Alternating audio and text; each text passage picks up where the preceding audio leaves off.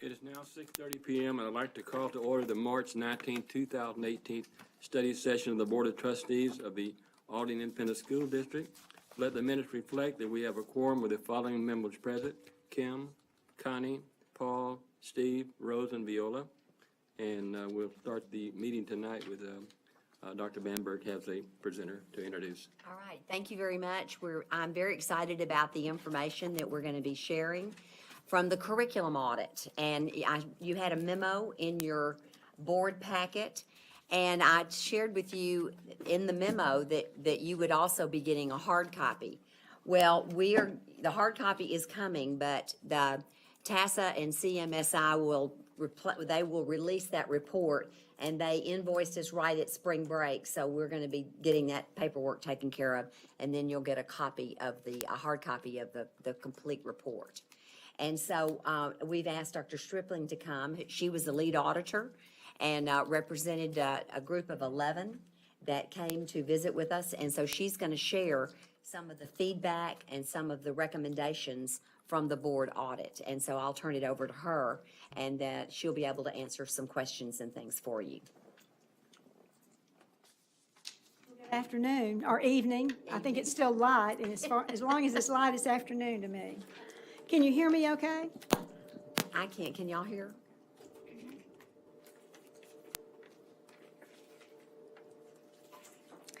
Well, it's certainly a pleasure to be back in the district. It seems like it's been a lot longer than it has since we were here in November, but I want to tell the board how much the audit team appreciated the graciousness of everybody. I think all of the board members, most if not all, were interviewed, and all of you were so gracious, and the staff was so gracious too. And even when we would bug Sarah, we need a little more information, Sarah, she was always very happy to comply. What I'd like to do tonight is to give you the cliff notes of the audit report that you're going to be receiving soon. This audit report is over 400 pages long. But the good news is there is an executive summary that at the very beginning of the audit report that you can read that gives you a pretty good overview. But if you really want to get into the nitty-gritty of the audit report, you'll want to read the entire report, even though maybe in a few settings and not just one. But tonight I will give you the overview and certainly give you an opportunity to ask any questions that you might have afterwards.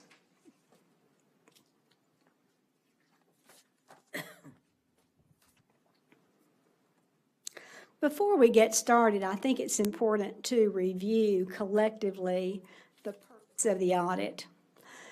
Fundamentally, we use 5 standards that are research-based and pretty common practice throughout the United States with regard to curriculum management. And I'm going to come back to that term curriculum management in just a minute. So what we do, we benchmark, we come into a district and we benchmark where that district is against those standards, much like a financial audit. I mean, this is not new science. It's very much like a financial audit. Those are rolled out into findings. And so in this audit report, we have 19 findings that are nested under the 5 standards, and I'll talk about that in a minute too, so you have a good context of the audit.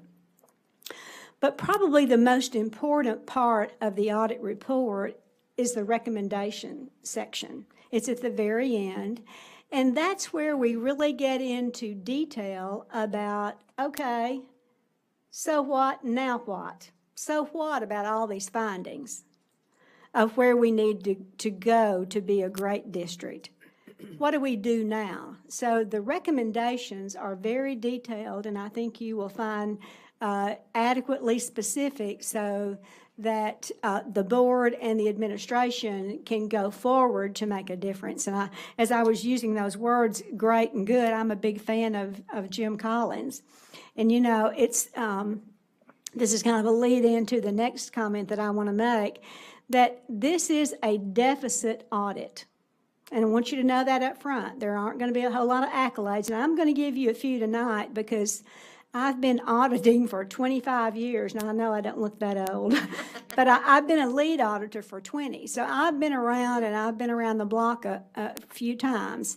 And I will say, even though this is a deficit audit, that in my many, many years of auditing, this is probably one of the best prepared districts I've been in during my audit time.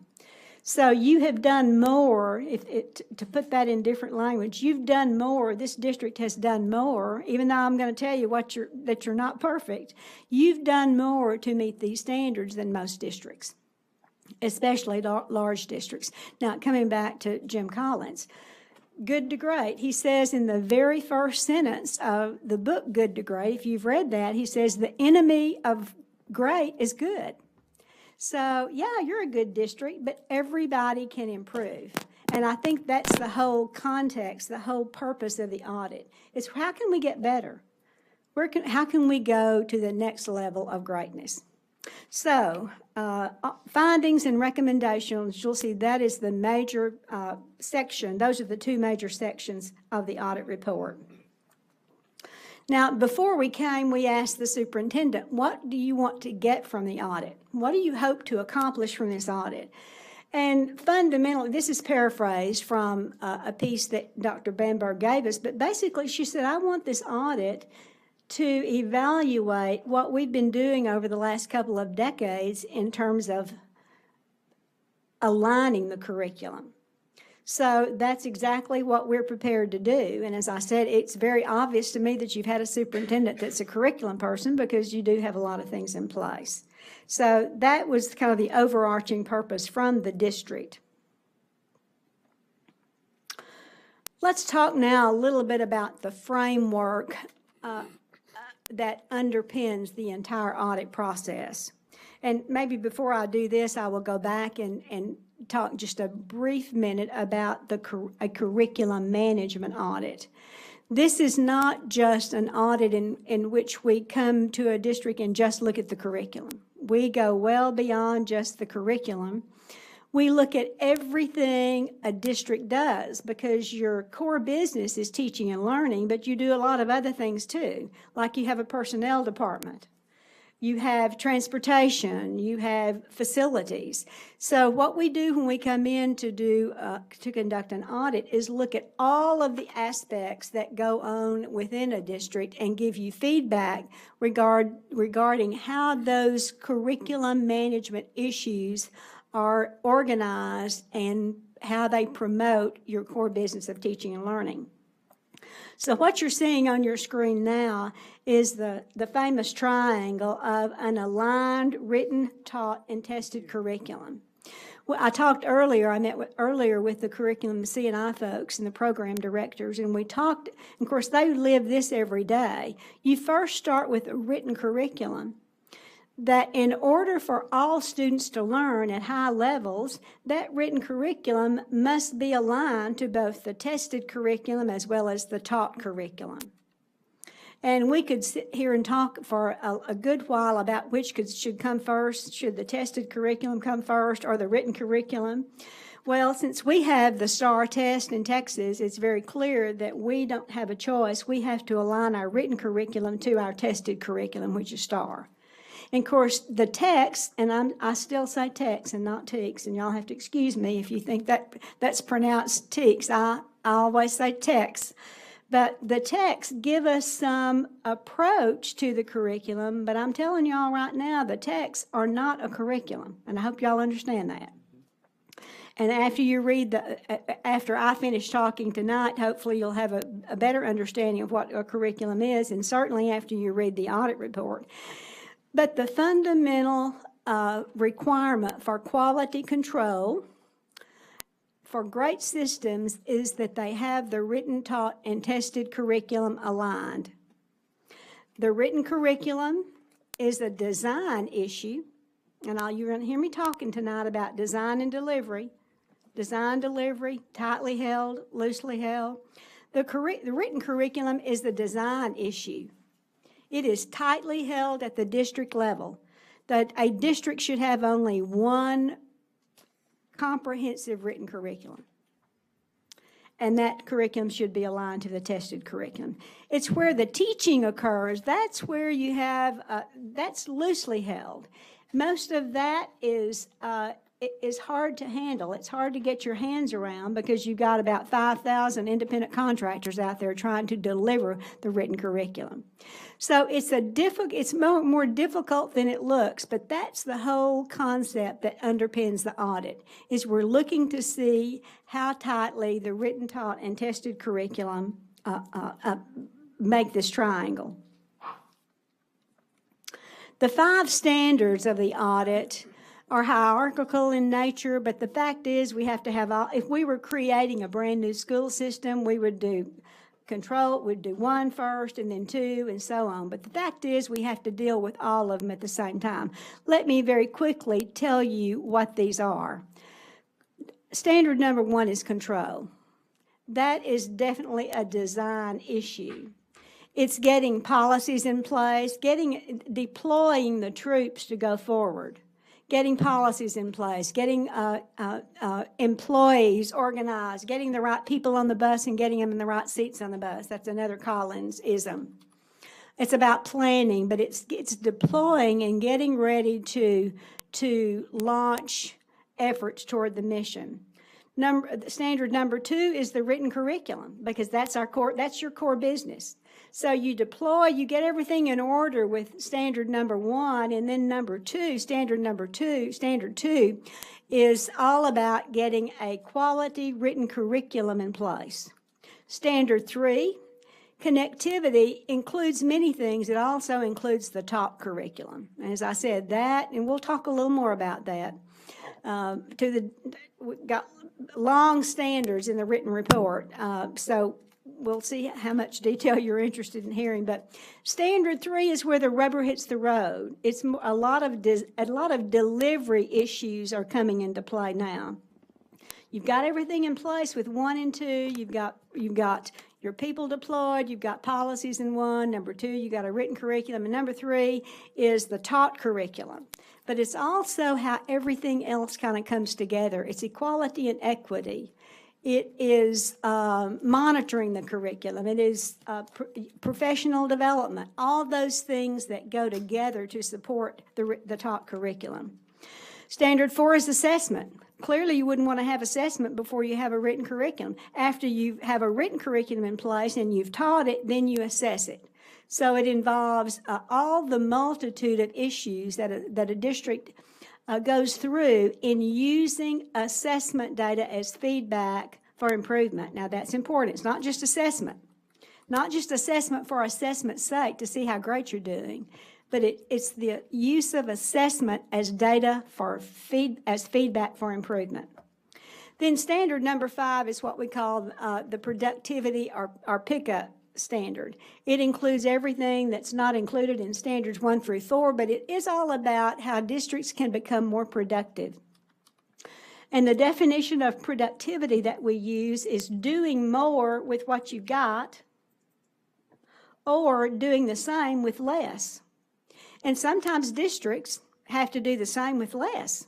If for some reason you find yourself with your enrollment dropping, that's happening to a lot of urban districts. Y'all know that. I was superintendent in Waco. Most of you know that. We were an urban district, and yes, you have that urban ripple. People start to move out to the suburbs. So it's not just unique with y'all, but when that happens, you have to adjust your approach to productivity. Sometimes you have to do the same or even more with less money than you had before. So that kind of rounds out the standards, which I think it is important that you have a broad-based idea before we go into the findings. So let's move on. It's important that you understand that we didn't just fly in overnight and talk to a few people and then leave and go write this huge report.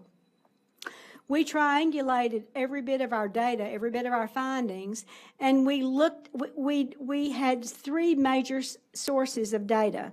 Number 1, we had documents, and we started looking at documents well before we ever showed up here in November.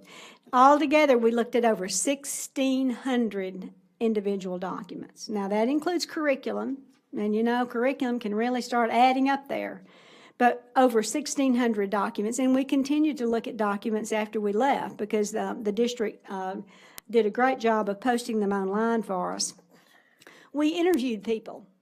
We interviewed about 300 people with face-to-face interviews, and we launched online surveys before we came, and to campus administrators and teachers and instructional support folks and parents, and we had over 3,000 responses to that. So all of these are incorporated within our findings. Then the last source of data were site visits. We visited, we randomly select, Sarah and I worked on randomly selecting about half of the district's school campuses. We went to 40 school campuses, and we went into more than 550 classrooms. So I hope you understand that we collected a lot of data and did a lot of analyzing data both on-site as well as off-site. You will hear me asking these 4 questions or referencing these 4 questions throughout my audit presentation, but these are kind of the major guiding questions that auditors ask as we're looking at all these data. The first question is, does something exist? And we'll use curriculum, for example. First of all, does it exist? Does the district have curriculum? You'd be surprised, we have gone into districts that did not have curriculum documents before. Now think about that for just a moment. That was not the case here. We asked the question, does it exist? If it exists, then we ask the second question, is it any good? Based on audit quality standards. Now, clearly, we don't go there if they don't have, if it's not there. But if it's there, is it any good? Or better still, what is the quality? It's not just a yes or no question. It's what is the quality? And then we ask the third question, is it used? You know, you can have a beautiful plan, you can have beautiful curriculum, but if nobody's using it, it's really not worth very much. So we ask that. And again, how do we answer these questions? Based on those sources of information that I just shared with you. Then the final question, has it made a difference? If they're using it, has it made a difference? And of course, the ultimate has it made a difference in schools is, are kids learning? But we also back up, and there are sometimes more immediate goals that you would check to see, has it made a difference? But ultimately, of course, it's our students learning. So you'll hear me referencing these as we go through some of the findings.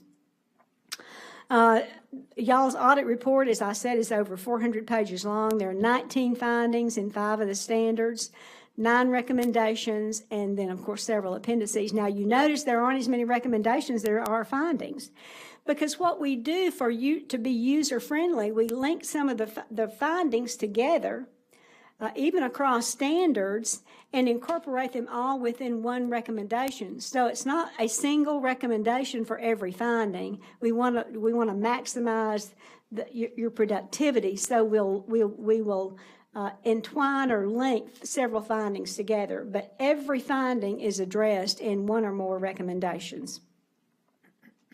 So let's get into Standard 1. Standard 1 is control, and I'm going to get my notes out to be sure that I make all the points I want to. Clearly, it's important for a district, and this is where the board comes in, to have control over its resources. Now, you might think, well, oh, control is a bad thing. Well, no, it's not. This is a positive sense of control, and a board has or creates control over its district and the resources that it has, both human and financial, through policies, through quality policies. And then, of course, administrative regs or procedures come after that to expand policy, expand or clarify. So there's clear direction, and this is so important. I know we take policies for granted sometimes, but having quality policies in place that address what's expected and under what conditions is so important to ensure that everybody understands what's expected and everybody's on the same page, so to speak. And without policies, really, or administrative regs, what happens is people make their own decisions. I was talking with somebody earlier, if you don't have facts, you just make up your own oftentimes. So the same thing, if policies aren't in place and known by everybody, it's easy just to decide, the decision-making, well, I'll just decide on my own. The board's policies, Aldine ISD's policies are compliant. You use TASB policy services, we did too in Waco, and they're great. As you know, legal policies reflect statutes, case law, and all of that. Your local policies, though, give you an opportunity to go to that second level. And I want to commend the board. You have two policies that I was excited about when I first saw, AE and EH. Those are both local policies. I don't know how long they've been in place, but they provide the basis of the curriculum management expectations for policies. Now, they don't go far enough. So one of the findings will be that your policies and procedures are not sufficiently adequate to provide the clear direction for curriculum management systems that they need to be. But you've got two great beginnings, so you don't have to start from scratch. You can just continue. One of the recommendations is, which I happen to write, so I remember exactly, but I'm recommending that you just expand those to incorporate, and I'm very detailed in the recommendations about exactly what needs to be in there. So that's going to be an easy fix, but it's so important that people understand up front what the board's expectations are with regard to curriculum management systems. You do need to shore up your administrative regs or procedures. I think y'all call them administrative procedures. I think it's good, and I think TASB now is able to actually attach administrative procedures to policies. I think. You're saying, I think so, which is great because years ago they could not. And I think you understand why it's so important to have those together. So if the policy's in one place and the procedure's in another, and I'm trying to figure out what I'm supposed to do, I may not know to go to both places. So if they're stored together, if they're collected together, then all of the information on a particular topic is available to the decision maker at the same time. So there will be a finding on board policies, administrative regs. You got a good start, but you need to beef it up. Getting human resources deployed is also in standard 1. And as I said, get the people on the bus, get them in the right seats on the bus, get them going.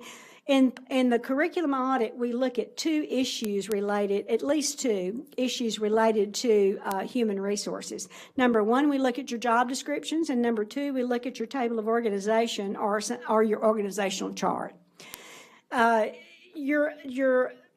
Your job descriptions were probably among the best that I've seen in a long time, and I looked at them. I also did this one, and I looked at it real hard. The only recommendation that I would have is that you look at all the job descriptions. You were in the 90% meeting standards on all of them except one item that I feel real passionate about, and that is in every person's job description in this district, there should be, and it probably should be in that overarching description of the kind of that summary of the description at the very beginning, there should be a reference to why this person is cleaning floors or is teaching or is managing the technology to promote the learning of students. Am I making sense? So it shouldn't just be, oh, well, you're the director of nursing. I'm just making this up, and here are your responsibilities related to nursing. But why are you here anyway? Well, you're here to promote the health of all students so they can be more prepared to learn. It's just those are simple fixes. But overall, your job descriptions were well done. And I think the board's choice to go with the TASB model is smart. The table of organization is going to need some work on it. We use the the principles of sound organization management, which is a business model to look at the way the people are organized in the district. And by the way, that's not only for your internal stakeholders, but also for your external stakeholders. And I talked with Dr. Bamberg about the importance of having this out on your website. Let everybody see it, so they know who's on first and whose responsibility it is to do whatever.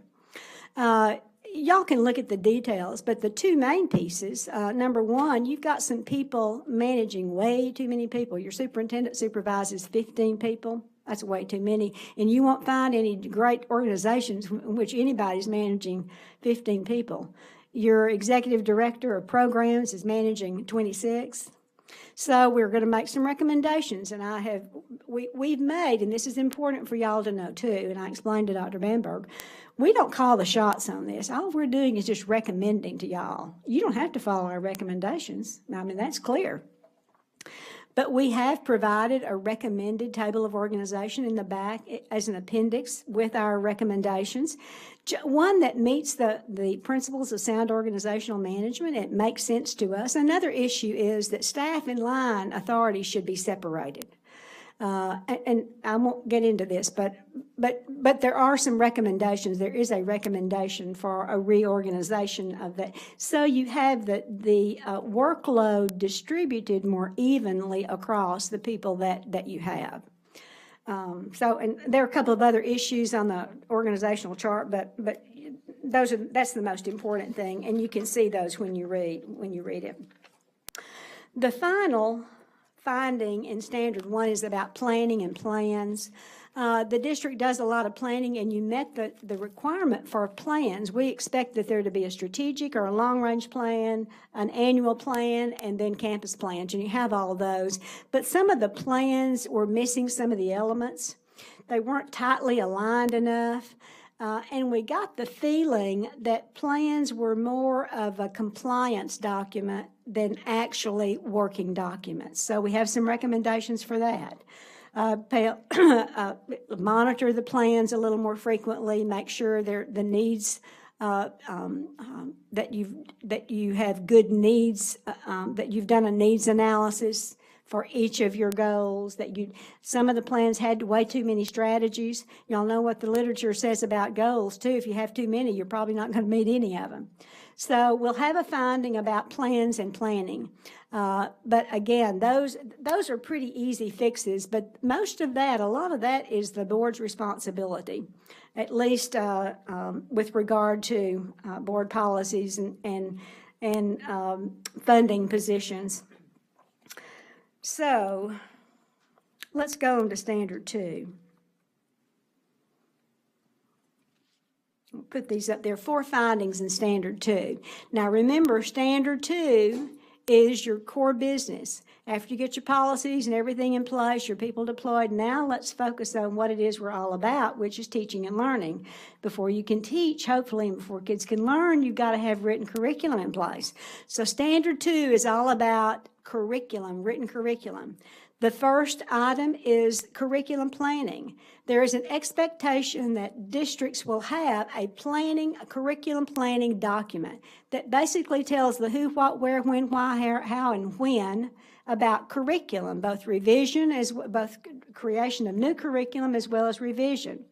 The district does not have that document. It has some elements of planning, but the importance of having a document, it's kind of like a manual, kind of like our Bible for curriculum, is so that everybody's on the same page. And as people come and go, which they do, there's something that is consistent. Now, obviously, you can revise it. You can revise your plan, but there needs to be a document that shows provides that guidance to everybody, especially working in curriculum. The second finding is all about the scope. The audit expectation is that there is a written curriculum for every course taught at every grade level taught in the district. Now, there will be a finding that basically says that the scope of the curriculum is inadequate. And let me tell you why it is. You've done a good job. you've got the basic core curriculum documents, and I showed this chart to the curriculum folks early in the afternoon. You got those covered. And you've gone even further. You got PE. How often do I see curriculum documents in phys ed or in music? Some areas of music. You've got those, but what drops you below the threshold of being adequate is that you don't have curriculum documents for some of those satellite courses, like Montessori reading, or like pre-AP math or AP math. So fix those. You've got a good beginning, just push it on out then. Finish those others. And then you're, again, in the non-core, I may be wrong, Sarah, but I think you have all Spanish documents. So some of the non-core, like languages and some of the other, you max it out. But you have enough holes in it that you didn't hit that level of adequacy. So you've got a good start, just push it on out. We also look at quality. So remember, the second question is, if it's there, is it any good? So then we do a quality analysis. And what we found that most of your curriculum documents are missing some of the key elements. There are 5 key elements that we look for just right off the bat. Obviously, there should be objectives, very strongly written, well-written objectives. Y'all are good on that. I mean, the district has, I don't think there was any that was not a 2 or 3. So good objectives, and that's key. If teachers don't know what they're teaching, and kids don't know what they're learning, then you're in trouble. But we also look for assessment items that the teacher could use to assess the learning mastery of the objective. That was a weak area. Again, that's a pretty easy fix. Go in and add to your curriculum document some assessment items that the teacher can use while she's teaching to see if the kids learn that objective or not. A third item that's an expected element are prerequisite skills. You did pretty good in prerequisite skills too, because you've got got a scope and sequence, and that really tells the teacher in what order and what skills. There's not much need in teaching. I used to teach math, and that's a skills-based subject. There's not much need in teaching division if kids don't know how to add. So as long as you've got that scope and sequence, that shows you those prerequisite skills that kids need to have then before they before they're expected to learn the new objective. The fourth one is resources. There should be resources listed, both supplemental as well as required resources. Then the fifth element that's expected in curriculum are strategies, recommended strategies that a teacher could use. Now remember, teaching is loosely held. So we don't dictate to a teacher exactly how you teach a content or an objective. And I used to tell the principals when I was in WAC, I said, we'll let that be loosely held as long as the kids are learning. If the kids aren't learning, then we might tighten it up a little bit.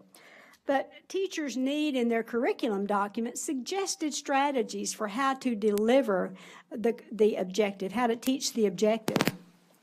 And if that doesn't work, let's reteach. So suggestions for reteach. So we're recommending, there will be a recommendation in the audit about the quality, improving the quality of your curriculum. But again, you've made some headway, but you just need to push it on out. Sorry, got a little allergy. We also look at, the next question is it used? Is it there? Is it any good? Is it used?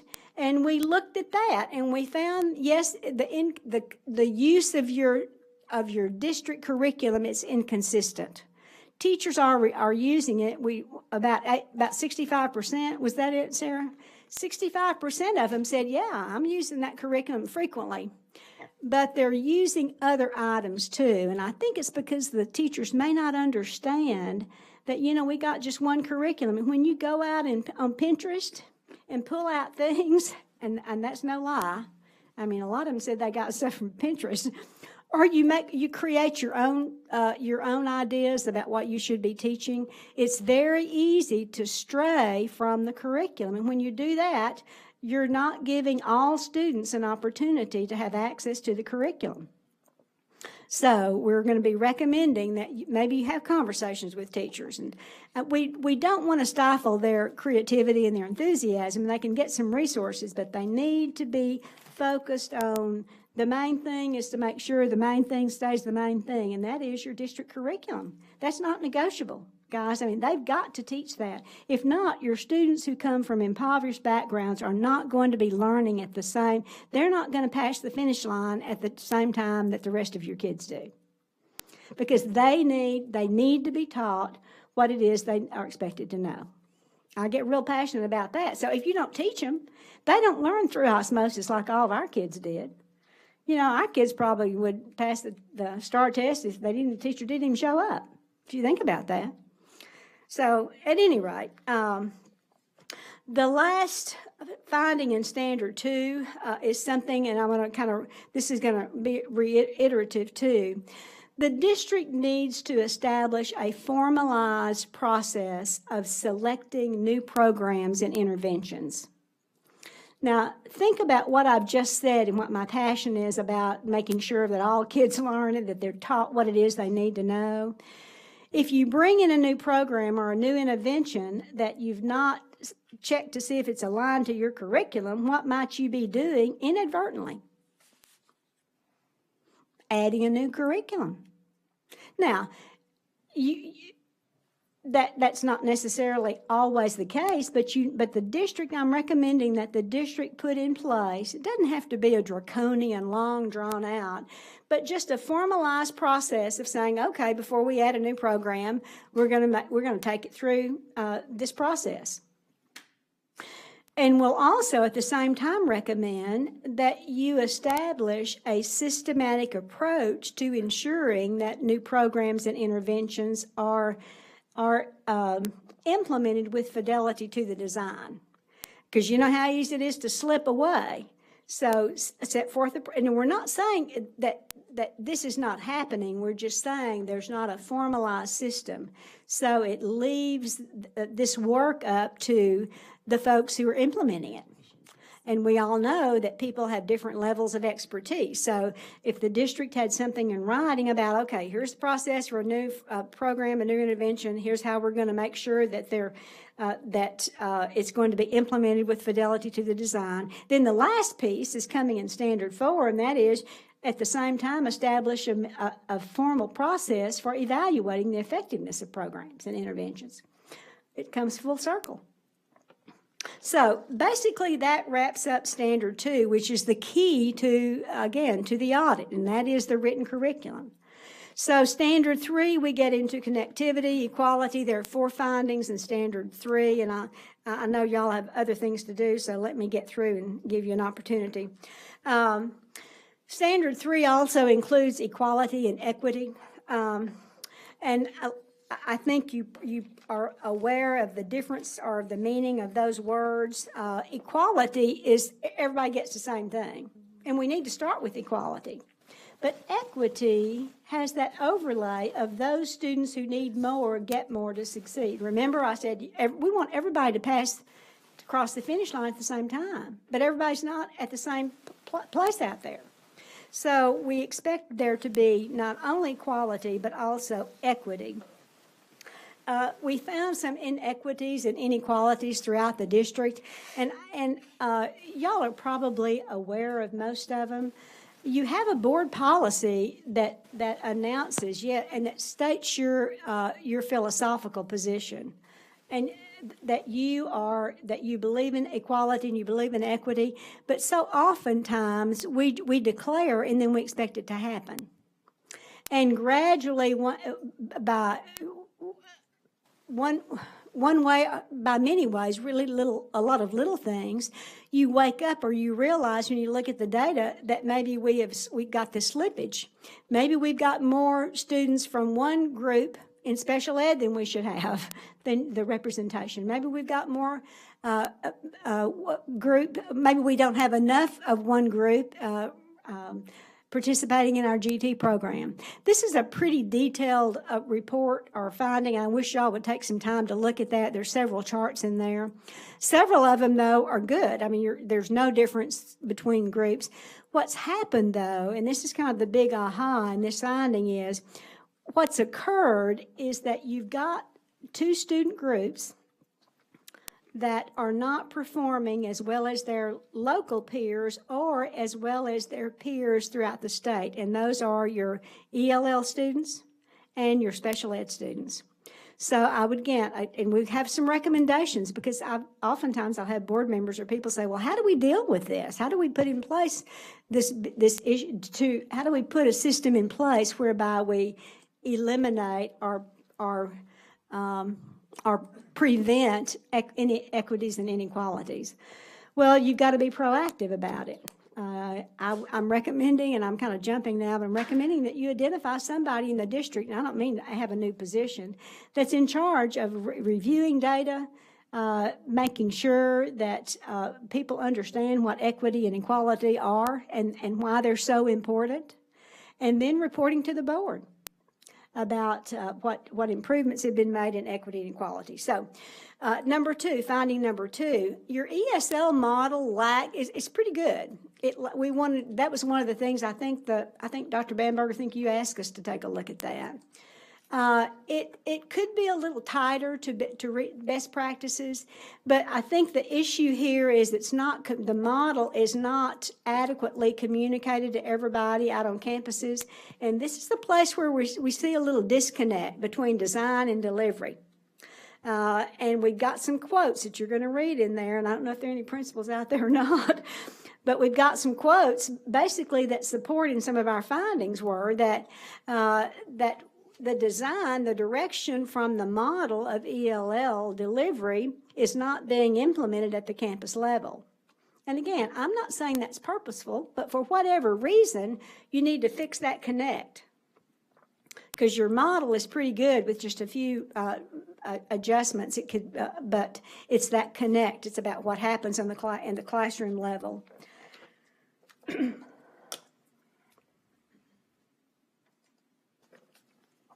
Number three, I wrote this finding too, and it's almost 30 pages long, so I'm going to be real quick on this. Before we came to the audit, to the onside, we looked at a lot of your documents, and we identified about 5 or 6, maybe 7 instructional expectations that they may have come from your long-range plan, your philosophy, your vision. But we took those down. We took those notes down. The audit does not have a bias about what we should, specifically what strategies we should see in the classroom. Remember, that's loosely held. There are a lot of good research-based instructional strategies. I always said, as a math teacher, I could teach math under an apple tree. But we do look for certain things. We look for students to be engaged, obviously, and we look for, and part of that is teacher-student interaction in some way. So we made a list of those, and when we went into that 555 classrooms, we looked to see to what degree we were finding those. And our findings were inconsistent. Our findings weren't inconsistent. We found these strategies, these instructional expectations being utilized on a very inconsistent basis. Some pretty often, some not so much. Like differentiation, I think we found that in about 5% of the classrooms. So take some time.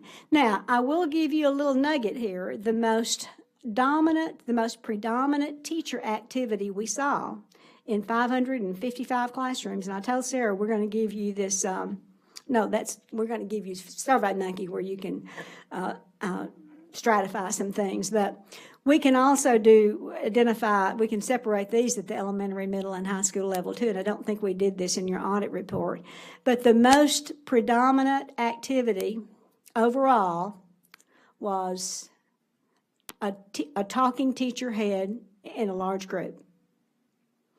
While you said you wanted to see student-centered learning, and I know this does not set well, and I wish I had better news for you.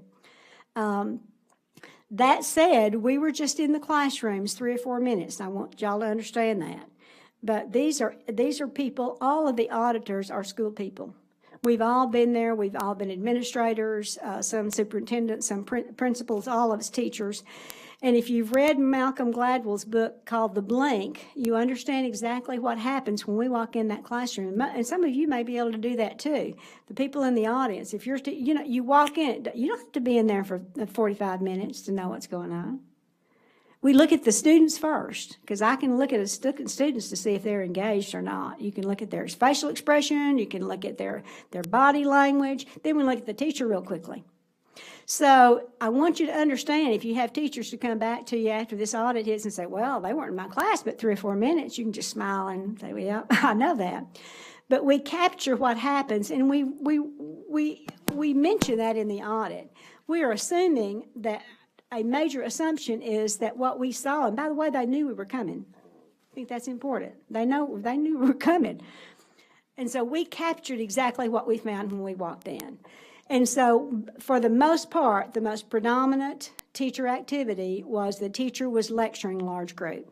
But we did find some pockets of some of the things the district was looking at. But take a look at that finding. That will be very interesting to you, what we found and what we did not find. Number 4, moving right along, professional development. Y'all offer a lot of professional development. You spend a lot of money on it. There was some alignment of professional development to the goals, but not tight enough because it's so expensive. And one of the things we're recommending, Dr. Van Berg, and I think I may have mentioned this to you, the audit will recommend that the district somehow, and hopefully maybe you can make it through arranging the people on the bus, you will have a position, but we're recommending that the district activate a coordinator of professional development. You need somebody. Sarah has her hands full with doing her stuff, and she has too many, and this is such an important function to support supporting your human resources is one of the most valuable things you can do. So we're actually recommending, now it's the board's choice as to whether or not you do that, but we think it's very important to have a champion, someone really focused on a day-to-day basis about coordinating all the professional development, serving as a clearinghouse, not as a micromanager, but a clearinghouse for all the professional development that goes out. It's just too important not to have somebody manning that ship. I didn't mention monitoring. I'm sorry. Monitoring is the second piece of number 3. There's a lot of monitoring going on here too. We'll put that in the finding on instructional practices, but we're asking the district. We found that the district does not have a tight enough process for monitoring. Who's supposed to monitor? When they're supposed to monitor? How they're supposed to monitor? What is the full circle of monitoring? It's just not going in and looking at the classroom. It's giving feedback to the teacher. Remember, giving feedback for improvement of instruction.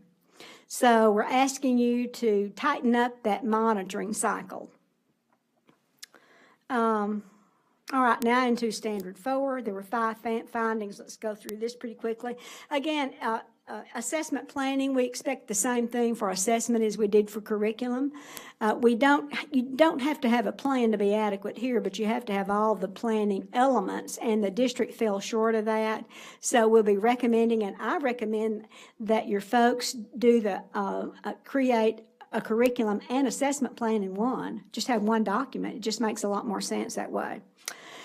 We found similar issues with the scope of assessment as we did with curriculum, which would make sense. And I'll tell you, you would have scored much. This was an interesting issue too. I had a long conversation with a couple of the auditors working on this.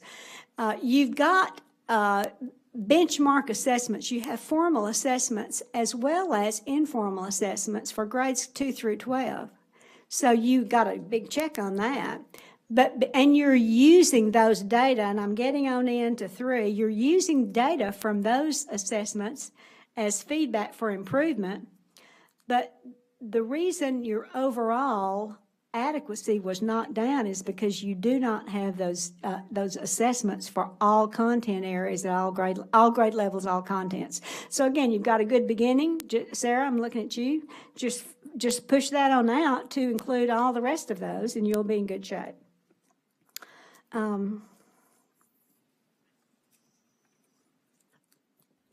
let's talk about assessment trends for just a minute.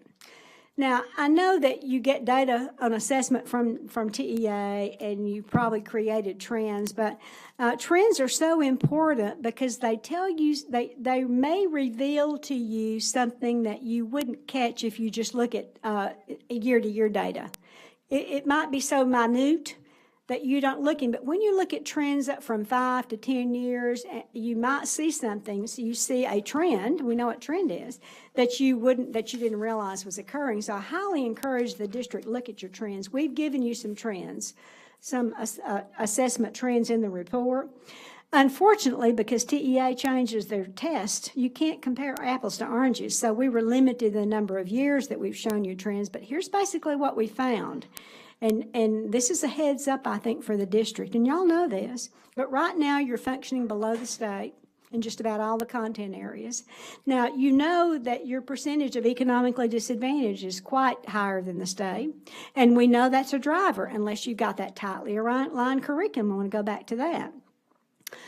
But we also will show some trend lines in the audit that your ELL students and your special ed students are behind their peers.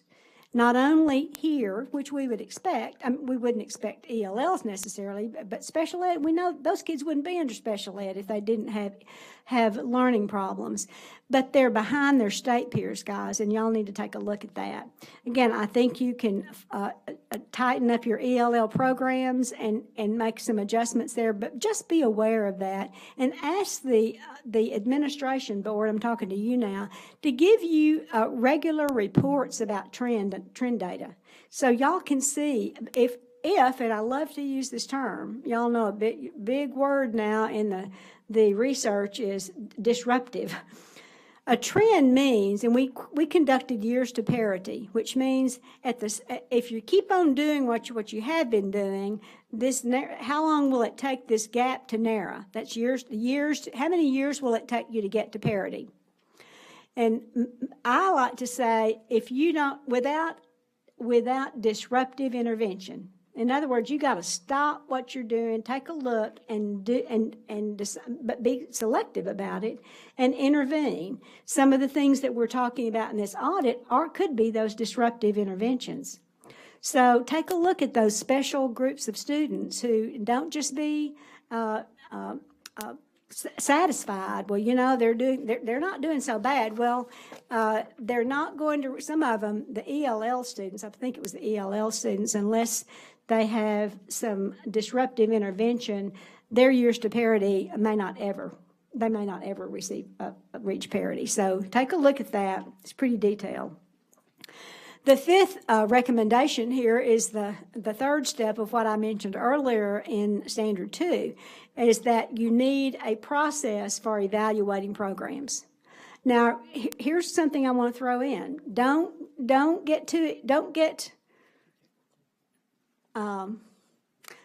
so enthusiastic about this that you throw the baby out with the wash.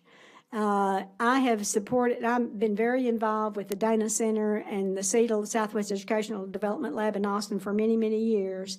And a friend of mine, Shirley Hort, says, Roseanne, you need at least 3 years of quality implementation before you can know if something's working or not. So I'm very hesitant to say get a formal program evaluation system in place. Do that. But if you've done your due diligence and you know it was a good program, it's meeting a need, give it time. Give it time to show you whether or not it's going to work. Standard 5, there are 3 findings. The first is the budget process. Your budgeting process does not, by the nature of it, consider the equity issues. We're recommending, in other words, giving more to the students who need more.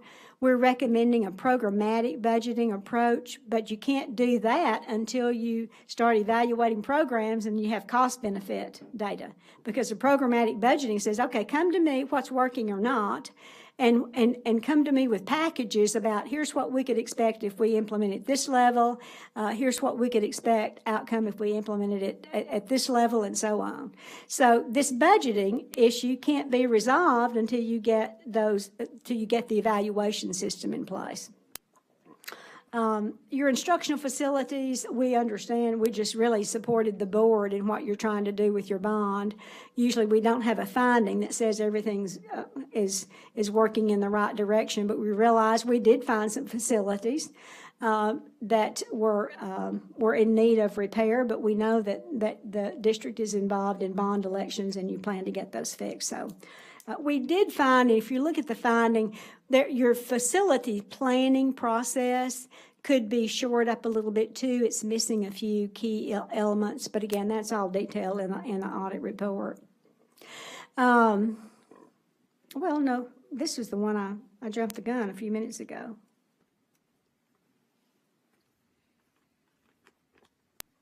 Well, here's the final finding, which I think I've already mentioned. That is, the district has no formal method of evaluating programs or interventions. So that will be a recommendation, finding and a recommendation. So there are 9 recommendations, and I'm not going to go over those because basically we're going to recommend that specific ways that you can remediate all those findings. But it's important for the board to understand that those recommendations are in order of what we think are important. You may not think those are important, so you can reorder them. As I said, once I leave, the audit report is yours. They include specific action items, not just in general, go create a curriculum management plan. We explain exactly how that should be done and exactly what elements should be in it. And I've already mentioned that each recommendation is based on multiple findings. There's also a general time range, and I would say you're looking at 3 years, guys, before you can get all these implemented. The recommendations are in 2 parts. There is a section for the governance board, and then there's a section for the superintendent. And I can tell you right now what your section is. You got 4 major categories. Number 1, with help from Dr. Bamberger, it's critical, y'all, that you involve her because she's been here. She's got the history, as well as the new superintendent. It's fortunate that you're going to have a close relation, that you're going to have a very quick turnover there to have conversations with those people. And I know that you're planning to interview superintendent candidates in the next week or so. And I hope that the board, if you really, one of the key takeaways from this audit report, I hope is that you get someone who is supportive, and you could just ask them that question. Are you going to carry on with this? And believe it or not, we've seen superintendents, when an audit was undertaken with a former superintendent, the new one just says, oh, I'm going to do my own thing. So I hope that you will stand your place and hold your, stick to your guns and incorporate that into your conversations as you interview. But ideally, your next step would be to have maybe you retreat. I don't know how you might want to call it, but with Dr. Bamberg, with your new superintendent, and talk about how you transition into this next step.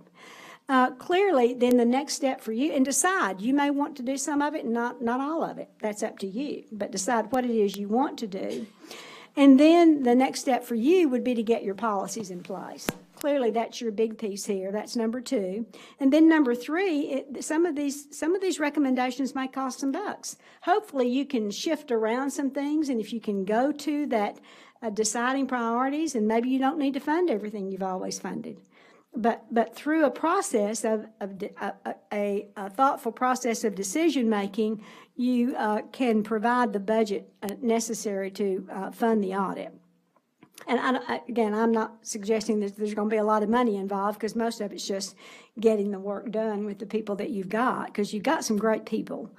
And then number 4 is charge the superintendent and get out of his or her way, but request update reports. Please don't try to micromanage, and we've got no indication that there was micromanaged, because sometimes we actually have a governance finding. Don't micromanage it, but say, we want to report every 6 months or every semester about equality and equity or curriculum development and what you're doing with it. But then the board needs to move out of the way and let the superintendent hold the superintendent accountable, though, for getting the job done. So basically, that's pretty much it in a nutshell. That's 400 pages in, well, about an hour. It's a little longer than I thought, but it's a complex audit report. And I think you'll want to spend, and maybe retreats, maybe time for them to read over it and to get in and talk about, well, what do we do next? But let me see now if you have any questions for me about the audit. Can you raise the screen?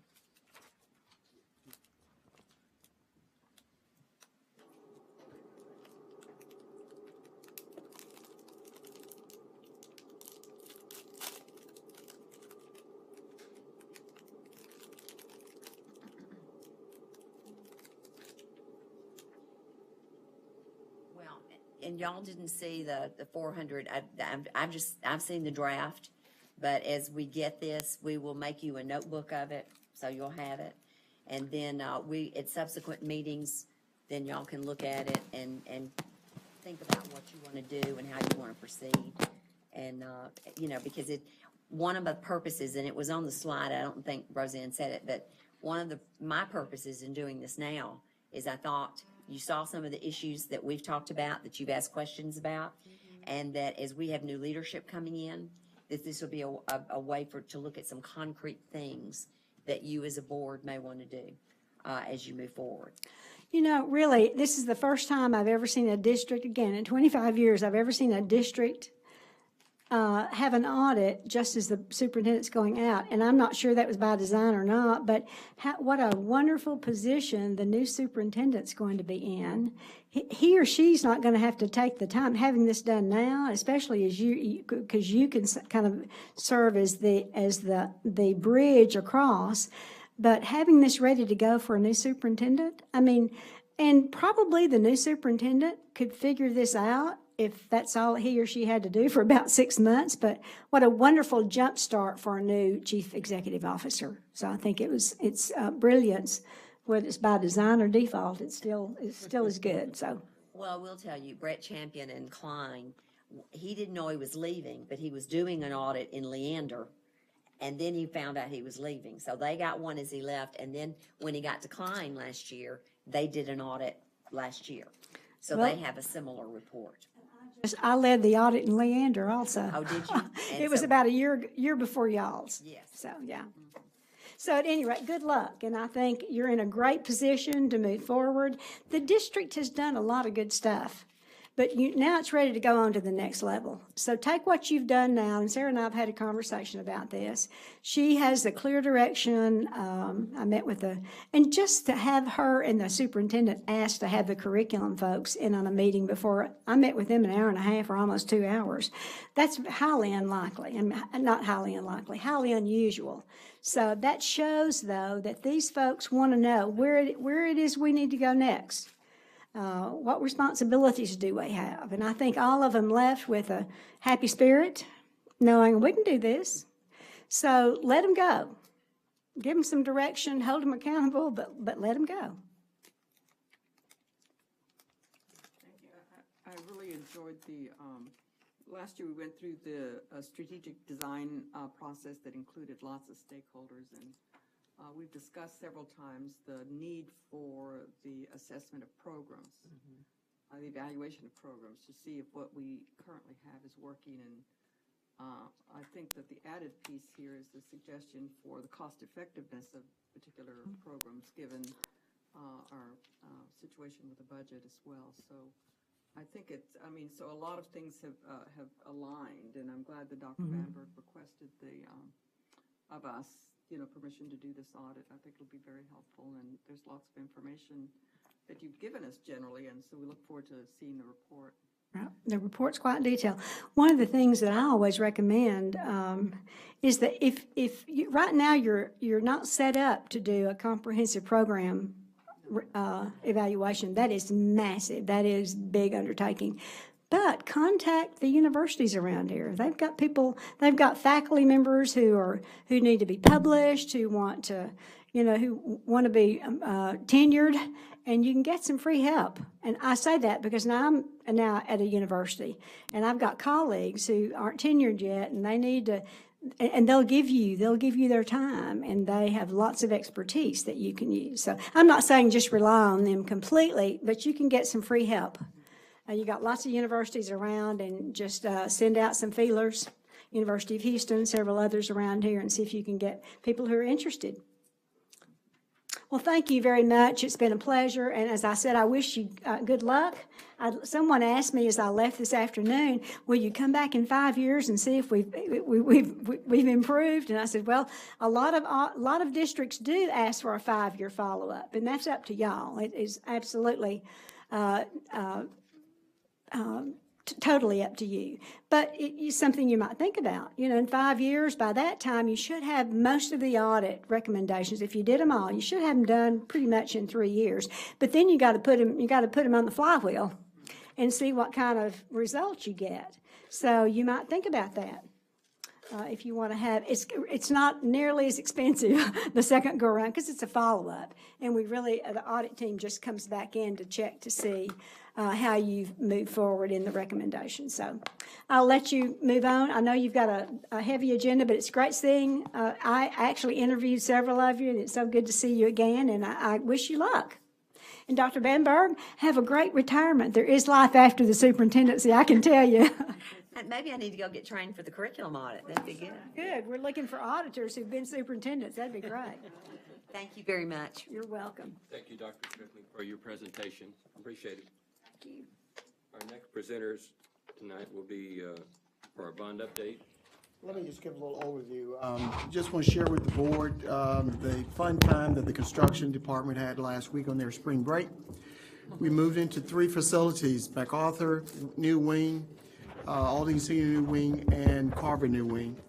And you might ask, why are we doing this? Why did we do it over spring break? It's to get as much off our plate now before school is out as possible. We're opening 8 or 9 new schools this summer. We need to get these projects off the table. And this was one way to get these 3 behind us so we don't have to focus on them this summer. 4. Okay, so Patrick Bouton and Tao Hung is here to give you a quick video of those 3 projects. It's only additions. Thank you, Dr. Blanson, President Meade, Dr. Bamberg, members of the board. So yes, as Dr. Blanson said, we've shown you renovations in the past, what we've done at the stadium, what we've done with the restroom renovation. So like I said, we're going to focus solely on the additions at Anderson, Carver High School, MacArthur, and Aldine Senior. So Kyle, you go ahead and start the video. Turn the lights down. Aldine Independent School.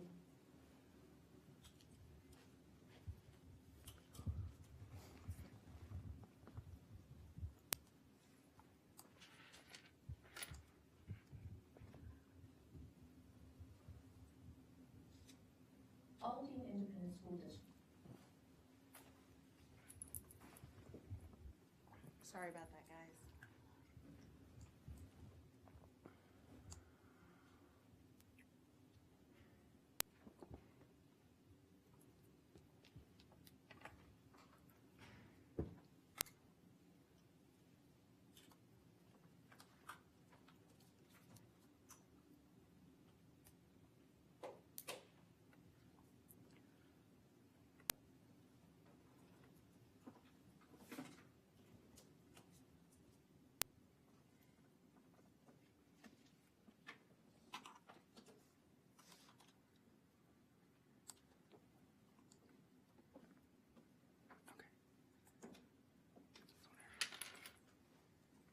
Facilities Planning and Construction. Aldine Independent School District's Facilities Planning and Construction Department is committed to the construction and management of state-of-the-art educational facilities that serve our diverse and growing community. Bond 2015 includes additions to improve and refresh outdated and existing facilities and reimagine new spaces to enhance learning. These improvements are likely to have a profound effect on students, faculty, and administration. The Anderson Academy Bond project is 62,000 square feet, featuring a new gymnasium, classrooms, and a new cafeteria. Additions made to Anderson Academy are an excellent opportunity to raise the profile of the school and provide students with updated facilities and learning spaces. Construction for Anderson Academy began October 2016, and additions are scheduled for completion by July 2018.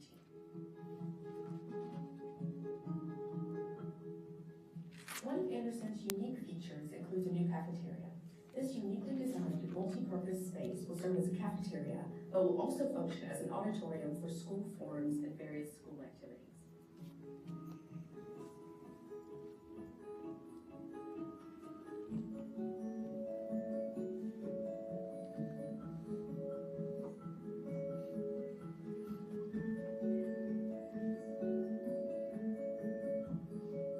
Anderson will also receive a brand new gymnasium featuring a rock climbing wall and other interactive features to keep students stimulated, healthy, and physically active. Final construction of the gymnasium is expected by May 2018 and is sure to be a standout feature among students, teachers, and parents.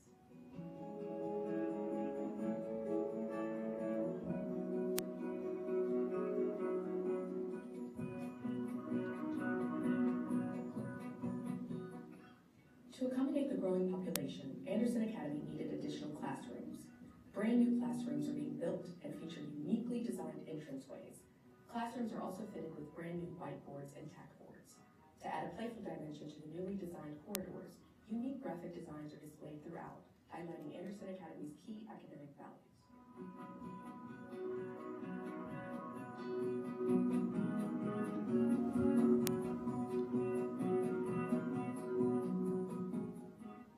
Students at Anderson Academy are sure to benefit from the new additions now and into the future.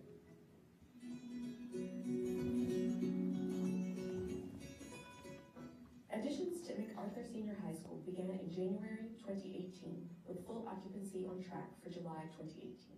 Scheduled additions include a new 51,000 square foot classroom addition featuring new classroom corridors and an administration suite.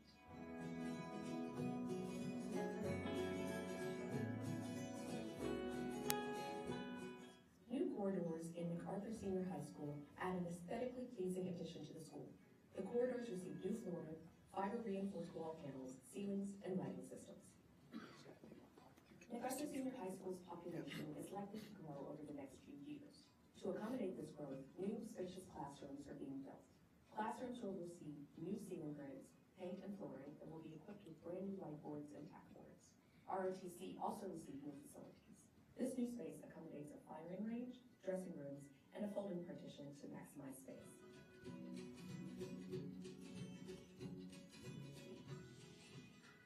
MacArthur's biggest feature has to be the new science laboratories currently being installed on the first and second edition. 4 new science laboratories are being built alongside a fully equipped prep room. Such additions are sure to deepen MacArthur students' educational experience and participation. Classroom additions are on schedule for completion by the end of this month. To maintain the integrity of the school's existing architecture, a glass enclosed connector is being built, seamlessly bringing together the old and new additions on the upper and lower levels. Expected completion date is by the end of this month.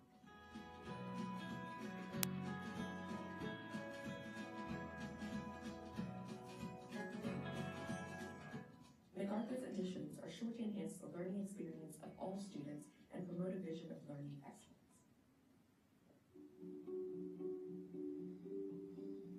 The Aldine Senior High School addition project consists of a 29,000 square foot classroom addition with new corridors. Construction for Aldine Senior High School started in January 2017, and full occupancy is expected in July 2018. Construction occurred in phases throughout the school year, made possible by using temporary buildings located adjacent to the band hall classrooms. This temporary solution is proven to minimize disruption to daily activities until construction is complete. Aldine Senior High School received new additions to its mechanical facilities, including a full electrical services upgrade. A new chiller was installed, a new high-pressure boiler, in addition to new air handling units. These additions will maximize operations, systems efficiencies, and long-term care.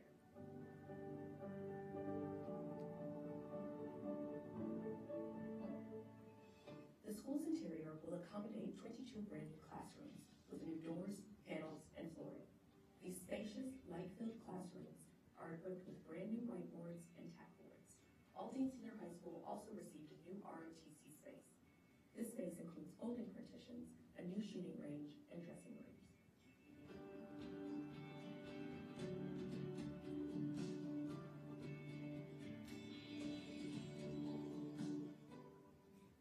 Senior High School's newly built corridors have a clean, inviting design. The new corridors receive fiber-reinforced wall panels, ceilings, and lighting systems. Students, teachers, and administrators at Aldine Senior High School will be proud of the new design additions throughout the building. Additions made to Carver High School began in June 2016, and full occupancy is expected by March 2018. This project consists of a new 16,000 square foot art wing and a 5,700 square foot learning resource center.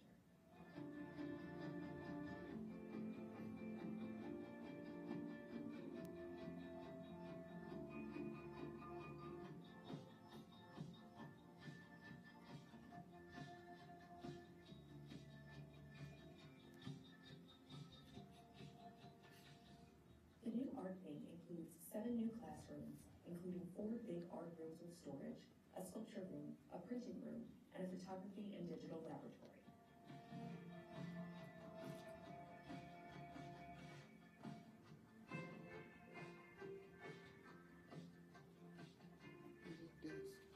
Carver received new flooring That's with neat, aren't seats they? and lighting systems. They are. And resilient fiber-reinforced wall panels were added in the corridors. As a result, the corridors are bright and present a new, friendly, and clean environment for the students. A major addition to Carver High School is the brand-new Learning Resource Center. This newly designed space replaces the older, more outdated facility. The Learning Resource Center is equipped with brand-new book bag protection receivers and a spacious reception desk. It also houses a makerspace for lamination, printing, and television production. Needed that.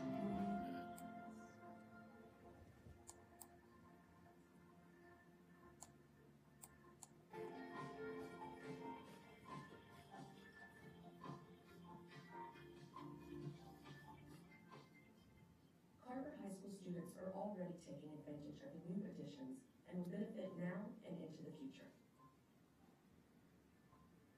Aldine Independent School District's Facilities Planning and Construction Department is proud of the community it serves and will continue to provide outstanding in-house construction management to the district's educational facilities.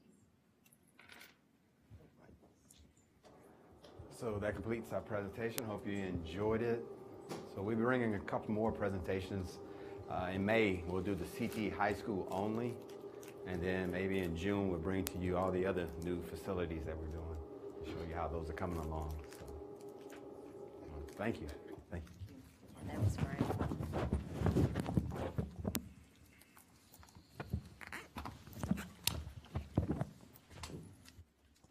We'll start with our school assistant superintendent's program. Who's doing the program tonight? I think it's Pat. One's making all the noise. Good evening. Today, our consent agenda, we have, our agenda begins on page 22.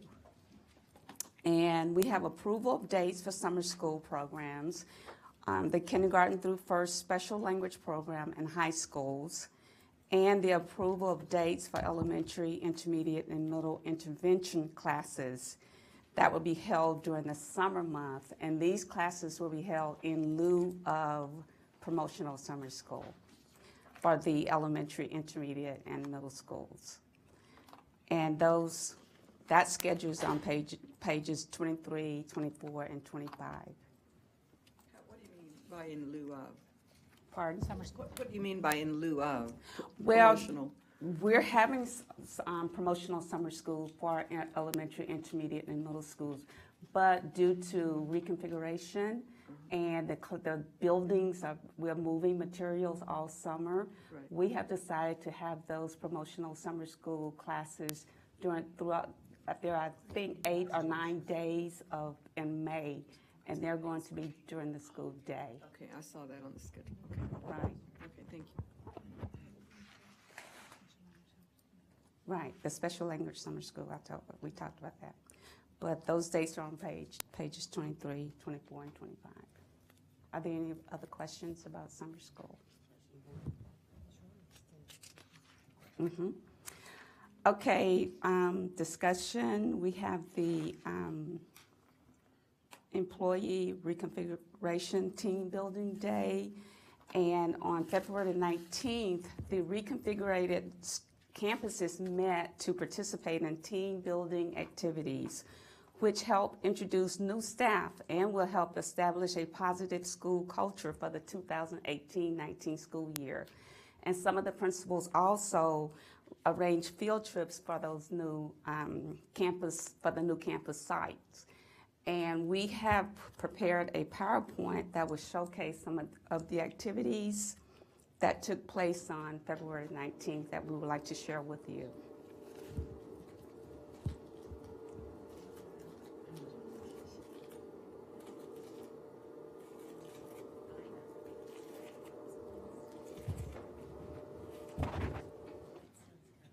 Okay.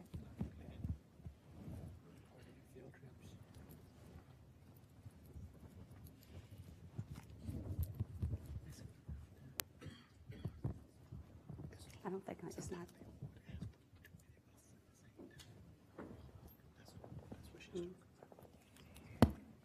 There's music.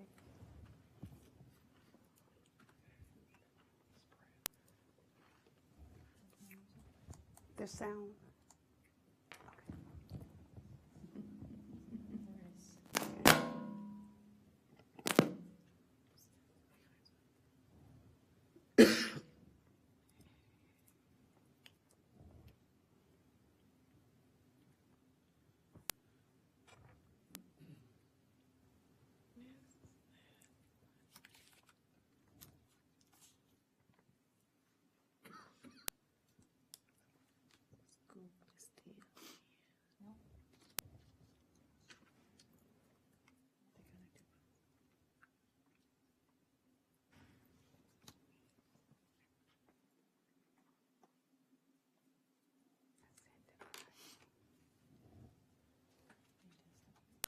I told them last Friday to test it.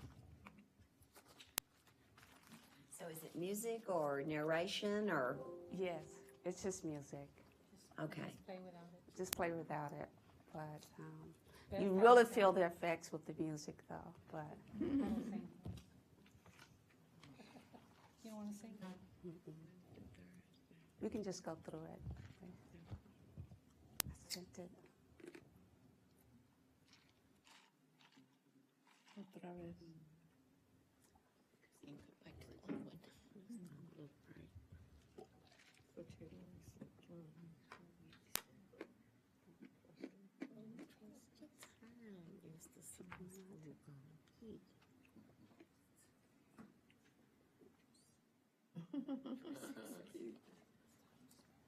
I know. But what happened to the music?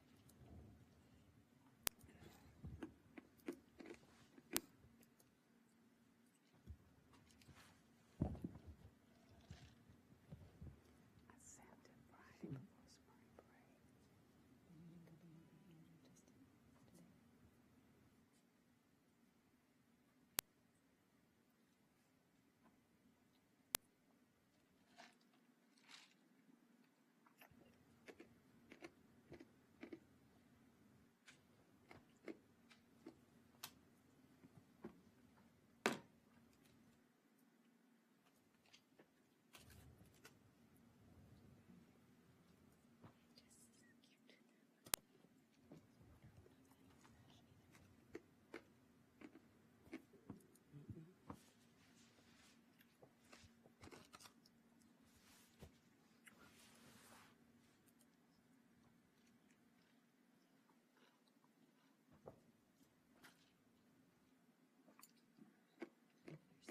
Got a great crowd there.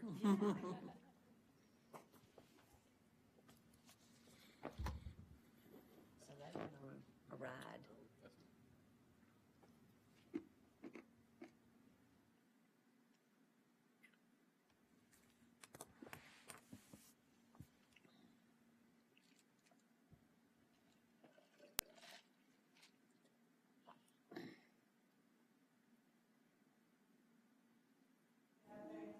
And we seize the opportunity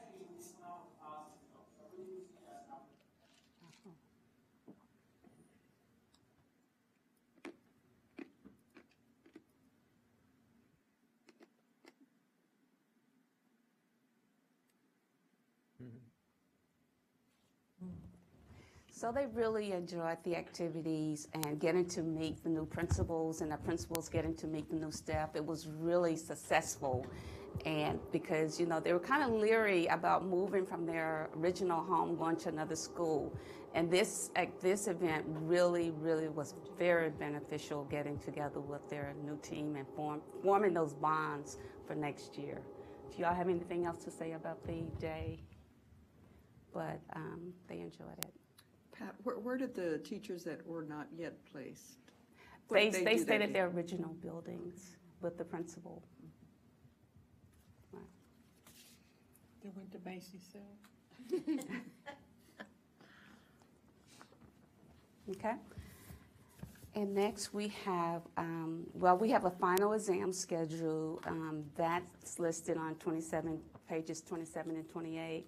Does anyone have any questions about the high school final exam schedules? Ms. White, I'm sorry, I do have a question about page 23.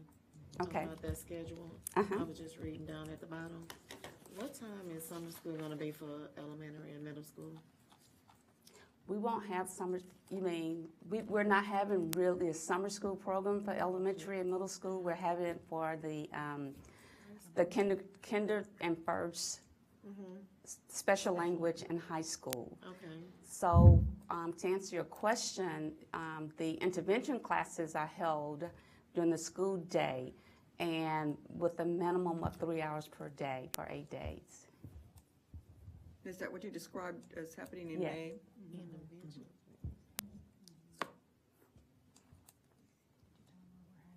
Emotional intervention classes.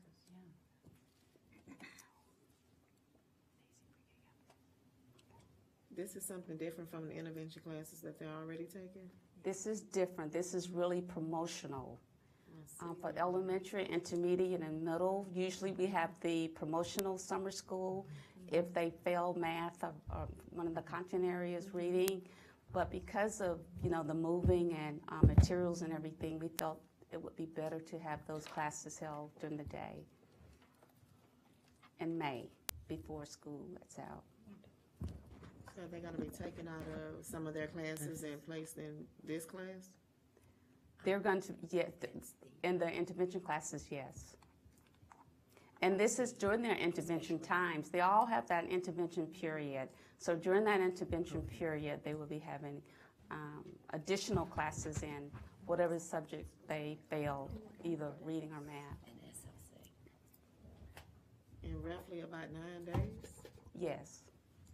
Well, think about, even during summer promotional, they only have, we usually have a minimum, 14, 15 days during the summer also, if we were having it during summer school.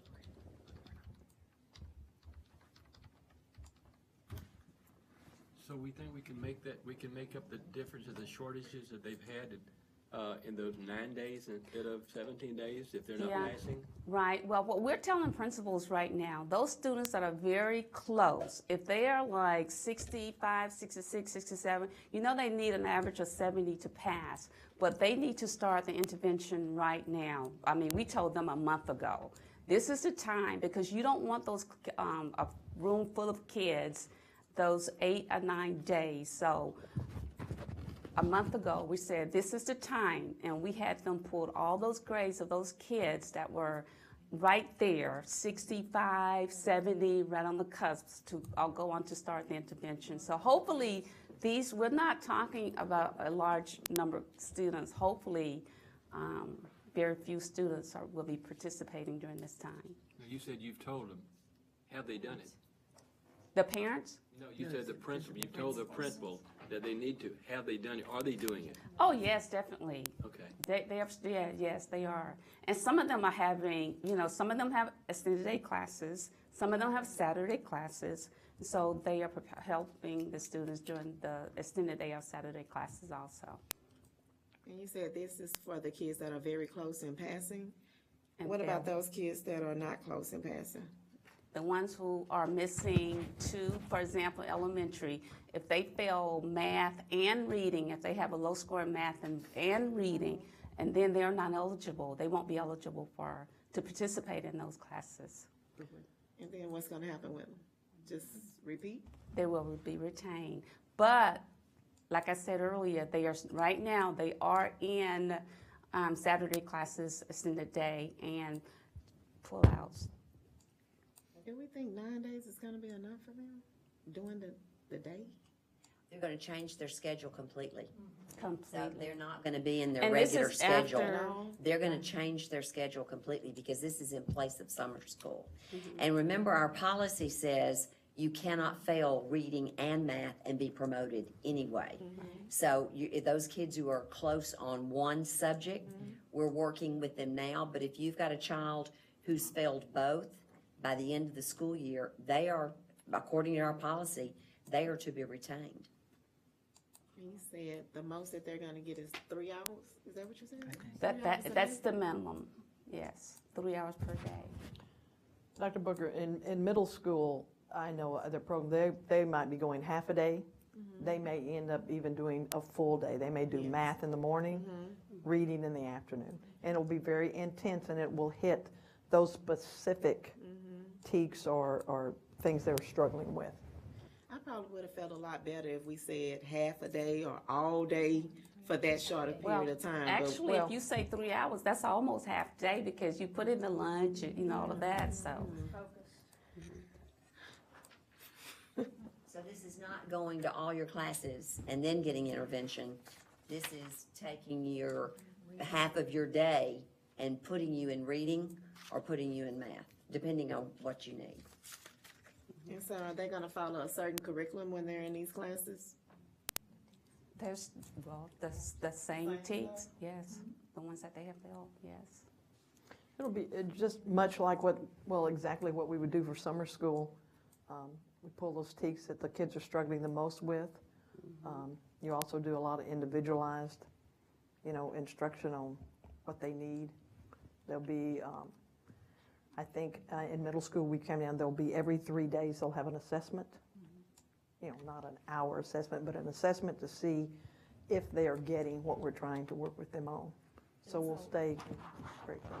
What's the maximum amount of students are we talking about in each class? I'm not aware of a maximum number, but, we have 32 to 35 in a regular class. We would certainly try to keep that below that.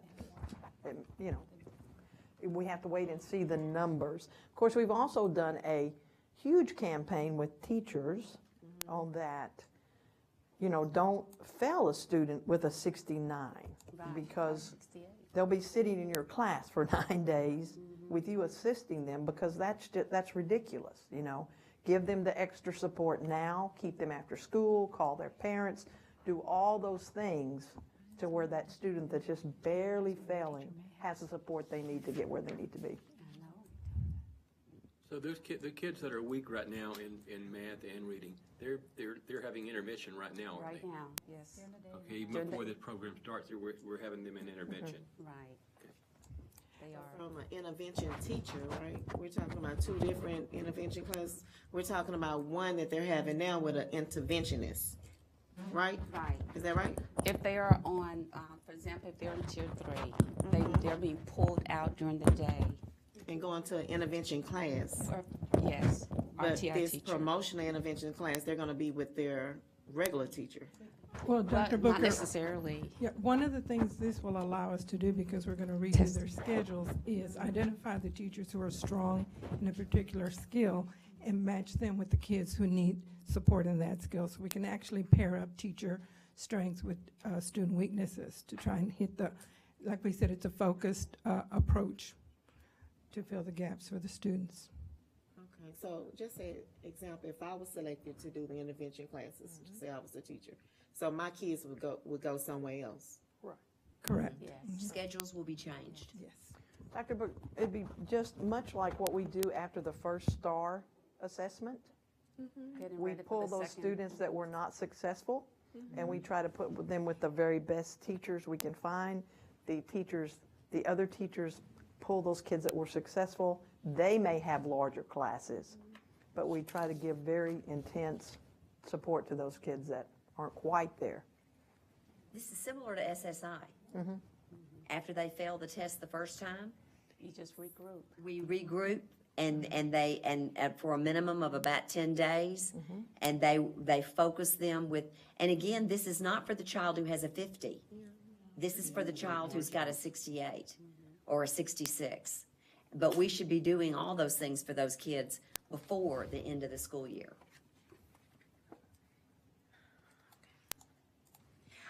I'll say this too for the record, and y'all can throw this out in the future, but research has shown that summer school itself is not very helpful. Oh, yeah. I'm sure.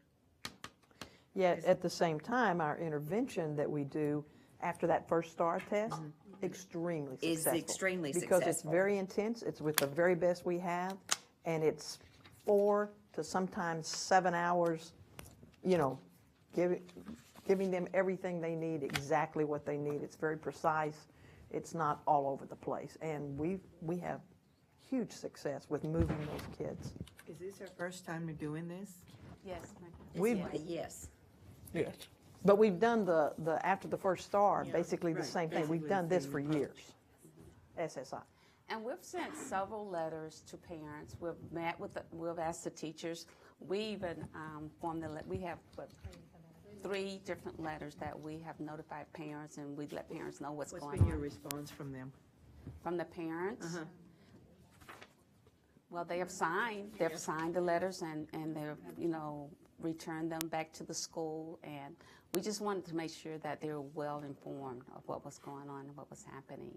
And that we were giving the students every opportunity to be successful and pass on to the next grade.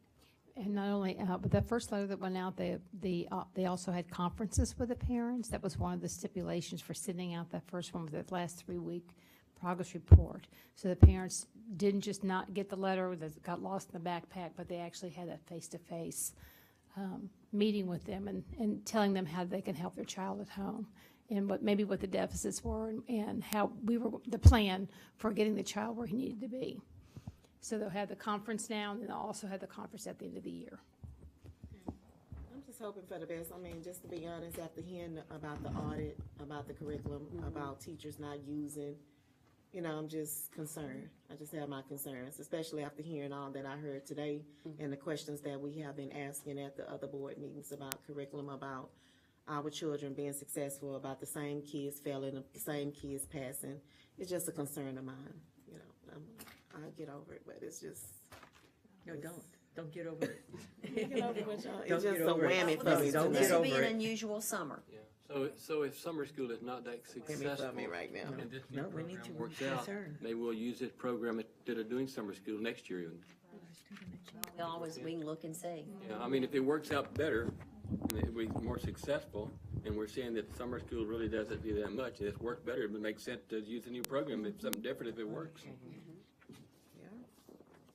We just have to make sure everybody doing what they're supposed to. Okay, at this time, Mabel Holt has, she will present a middle school support plan. Okay, what I'm going to provide y'all with a little information this evening, and if you have any questions, you need me to stop at any time, feel free to stop me, okay?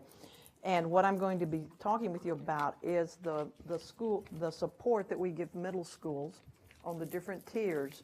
But this is much the same that we do across from elementary to intermediate to middle to high school. We just all may tweak it a little bit differently, okay? So, or we may call it by a little bit different title, but it's basically much the same. To begin with, I personally, at middle school, we have tier 1, tier 2, and tier 3 schools. And that determines those schools that need what level of support. And I'll be very honest with you, if I was saying tier 1, I probably wouldn't have a tier 1 school because I don't have any schools scoring 90% or better at everything, all right? But in a comparison basis, right now, at tier 1, I have 3 campuses that we are classified as tier 1. And let me give you the criteria of that a little bit. One is that some systems are in place with basic monitoring of those systems, all right? 2 would be performance and planning is fairly consistent across the subject areas. The administrative teams have developed a strong understanding of instruction and the specific instructional needs of that campus. And there's a strong understanding and focus of instruction on this campus. Now, that's what a tier 1 campus, what we would want to see. And like I said, we have 3 campuses that are signified as Tier 1 at this time. Tier 2, where there are 4 campuses, is systems are sporadic with sporadic monitoring of those systems. There's some in place, but they're very sporadic, and the monitoring of them is very sporadic.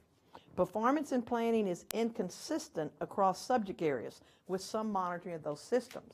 And as far as planning, you may have math planning. It's great. They do a fantastic job. They're doing all the things they need to do. They're asking deep questions.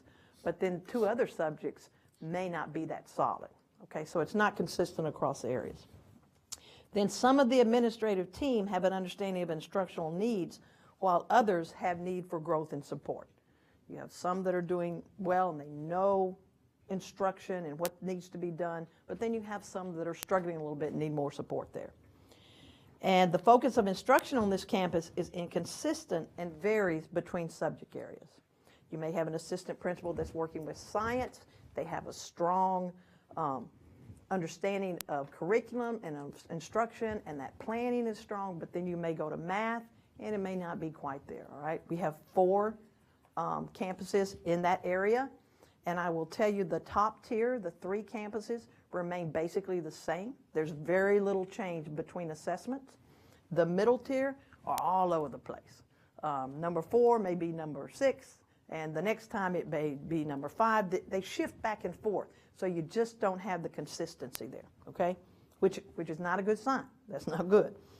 Tier 3 campuses, which there are 3 of again, there are no systems in place, and there is no monitoring happening of those systems. Performance and planning are lacking in substance and in need of monitoring. The administrative team is in need of increasing their understanding of instruction and the specific instructional needs of the campus.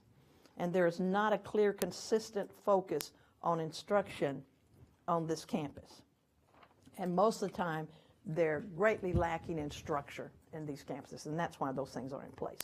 So that kind of breaks down, all right? Now what I'd like to go to next, unless anybody has any questions, is what are some of the things that tell us that? What do we look for? What data, what information do we get that from? I'm sorry. Yes. My question would be, what are we doing about it? I'm getting there, okay? Give me 1 second, I'll be there. That's a good question. All right, 1 is student scores. We look at that. That tells us a need. 2 is on our campus walkthroughs and planning period. And I'll be real honest, I go into classrooms, but I learn more when I go to planning meetings and sit in those classrooms, because I firmly believe you will not find teaching and instruction in a classroom that's better than the planning that's going on in that planning.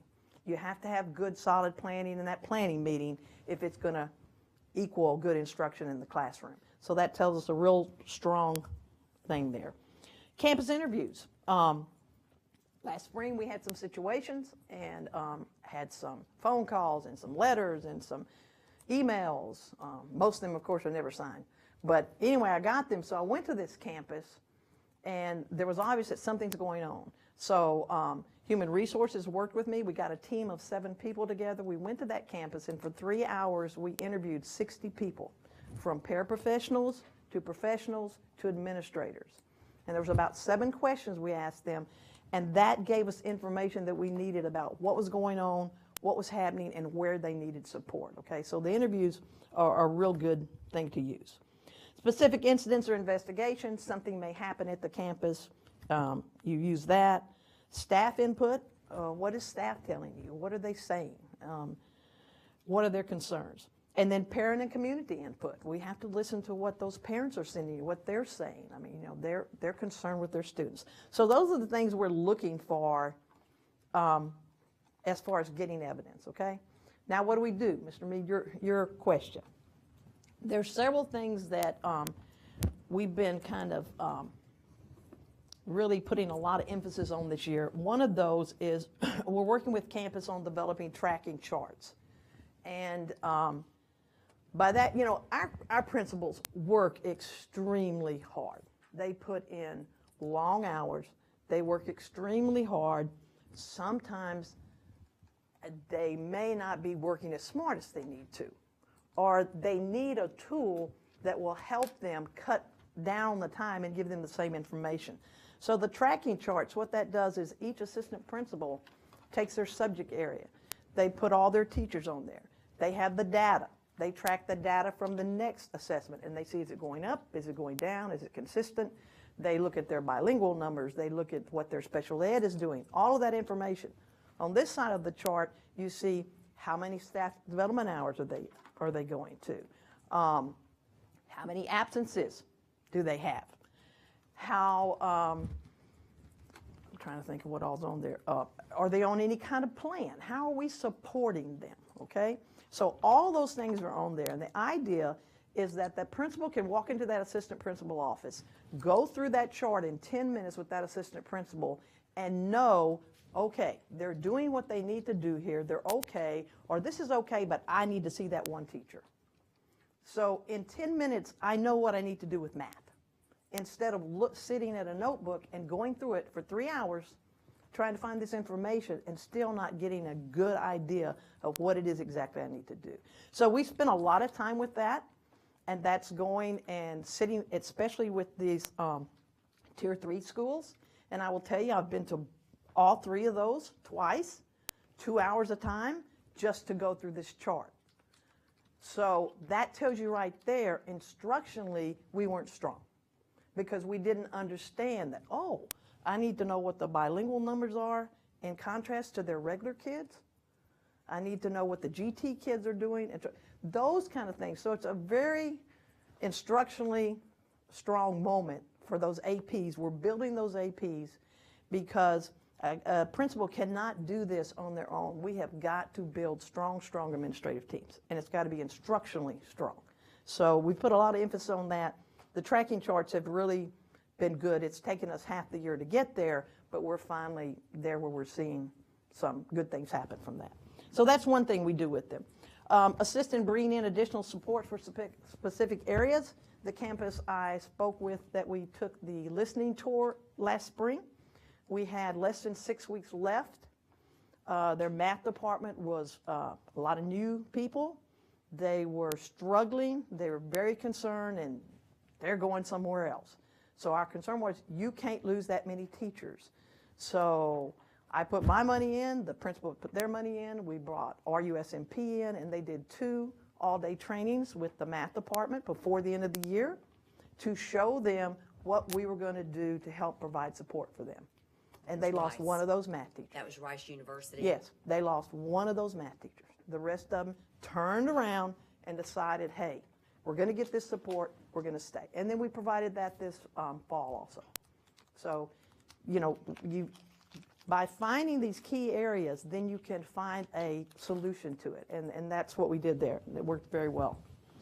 Provide suggestions, recommendations for the administrative team. One of the hardest things we do in that is saying that administrator isn't getting done what we need to get done. That's hard. That's very difficult to do. But we did that at a campus. We had to remove an AP. Well, we changed APs, put a new curriculum AP in, and that made a major change.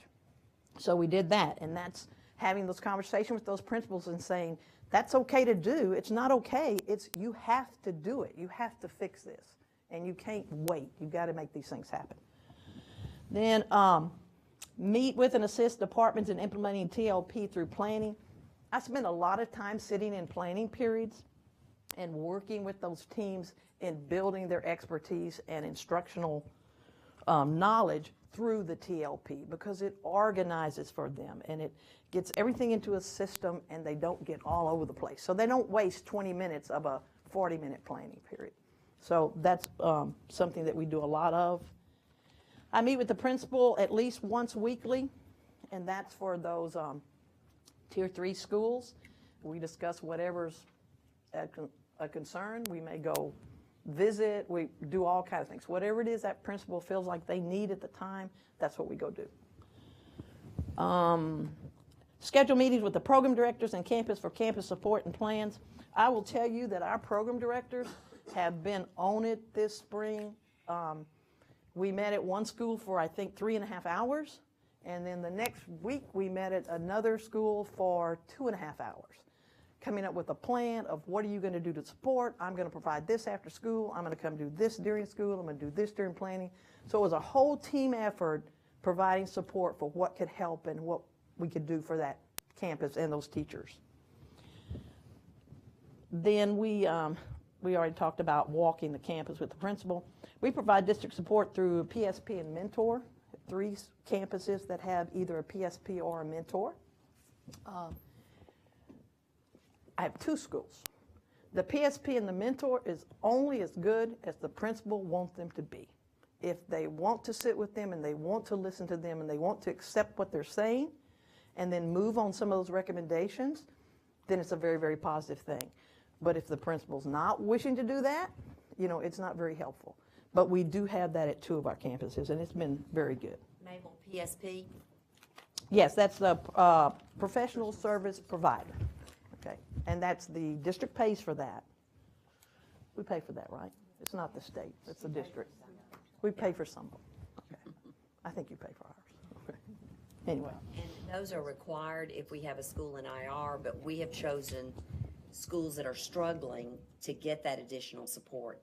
Some of those people are retired principals, retired people like Dr. Stripling, people who go and serve campuses to help. And it's another person, not their evaluator, who comes in and helps them look at things before their evaluator comes in. So it's a mentor. Some of them are through TEA. Yeah, that's They're the on the list. PSPs. We have Teresa Samperi works with 2 of our schools, but then we also have Katie Wilson that works with one of our schools with 2 of our schools who does a great job too. So a lot of support. No, she's not She's not a She's just PSP. a mentor. She's a locally paid coach. Provided by the district, so that's additional support that the district And pays for. we've had a lot of new principals over the last few years. So we've tried to give every new principal somebody to help them. And Candy Wilson has been one of those folks. Lori Woolley has been one of those folks. Priscilla Ridgway has been one of those folks. And who? Robert Graham. So that principals have an additional support in it who's not their evaluator, but somebody who'll sit down with them, look at their data, walk their building, sit in a planning meeting. And they actually become and they show up at all these other meetings. I'll go to a meeting and I'll see that their PSP is sitting there or their mentor coach is sitting there to participate and make sure that when they're supporting or giving their data to their school suits, that they've had somebody working with them on it. Because it really is a lot. It's a whole lot. And I asked Mabel to share some of this because we're kind of at a stage now where we're getting ready for the test. So these are things that we should be should have been going on to get ready to be sure that we have prepared the teachers and the students for what they need to be doing. Right. And then you get to the bottom line on this, and the whole idea of support, of course, is to see improvement and for things to get better. And we have 2 struggling campuses. They are getting better, but it's in varying degrees. It's not what we would like to see from them. We have one campus that I spoke with you about that we did the visit on, that we did all these things. They've gone from 7 or 8 last spring to number 2 at semester. So that's what it can do. But I will say that school has been all in. They have done everything we've asked them to do and plus more. And that school is? That is Teague Middle School. Teague was struggling. Lots of phone calls, lots of letters, lots of everything last spring. And from less than 6 weeks from the end of the year to this semester, they moved to number 2 as far as performance in the district. But again, it's, they do everything plus that's asked of them to do, and it works. But it just, Now, we do have one that I've made another recommendation to Dr. Bamberg, and that is for the International Baccalaureate Program for us to suspend that at Hoffman. That's very hard for me to do. I opened the International Baccalaureate at Wilson, and I continued it at Shotwell also. It's a wonderful program. It's fantastic. I would recommend it to anybody. Hoffman is struggling. They can't deal with the International Baccalaureate right now. It is more. It's demanding of teachers. It calls for more, for you to go beyond, and they're just not there. We've tried. We've done a lot of things, and I will say the principal has worked extremely hard, and she has put a lot of things in place, and she has done some maneuvering of staff, but they're still struggling, and to continue IB at that school right now is not going to be a positive thing for them, unfortunately. So what's the consequence of suspending? There is not any. In other words, they can pick it up whenever they feel they're ready, or what? What does it mean? Does it move? It doesn't move, it just, you basically tell IB that it's not something you want as part of the partnership anymore at this time. And I'm not sure, I'm not gonna tell you something that I'm not sure about. I'm not sure as far as the process of, okay, 2 years from now, we decide we want to bring it back. I would have to look in that to find out exactly if we, but you know, IB is not like it used to be as far as getting campuses in either. They're much, for lack of a better word, looser than they used to be. There's not near the regulations and stuff as far as getting a school in. Well, I mean, that's one of the concerns, the question of suspension and what happens in future years when we might be ready. But the other question is the question of the continuity of the full range of service for that we've had for our students, from the early years to the middle years to the Well, high we school. have, you And know, what- it's what- whole what is- school, what of the- course, but you've attracted 2 magnet students to Hoffman for the IB program. Now, this year, I think we have 9. From outside. Yes. Whereas you look at Shotwell, they have maybe 130 to 140. I think we can do some things, and we've talked about this as far as making that move from Shotwell to Eisenhower a little simpler so that they continue to go.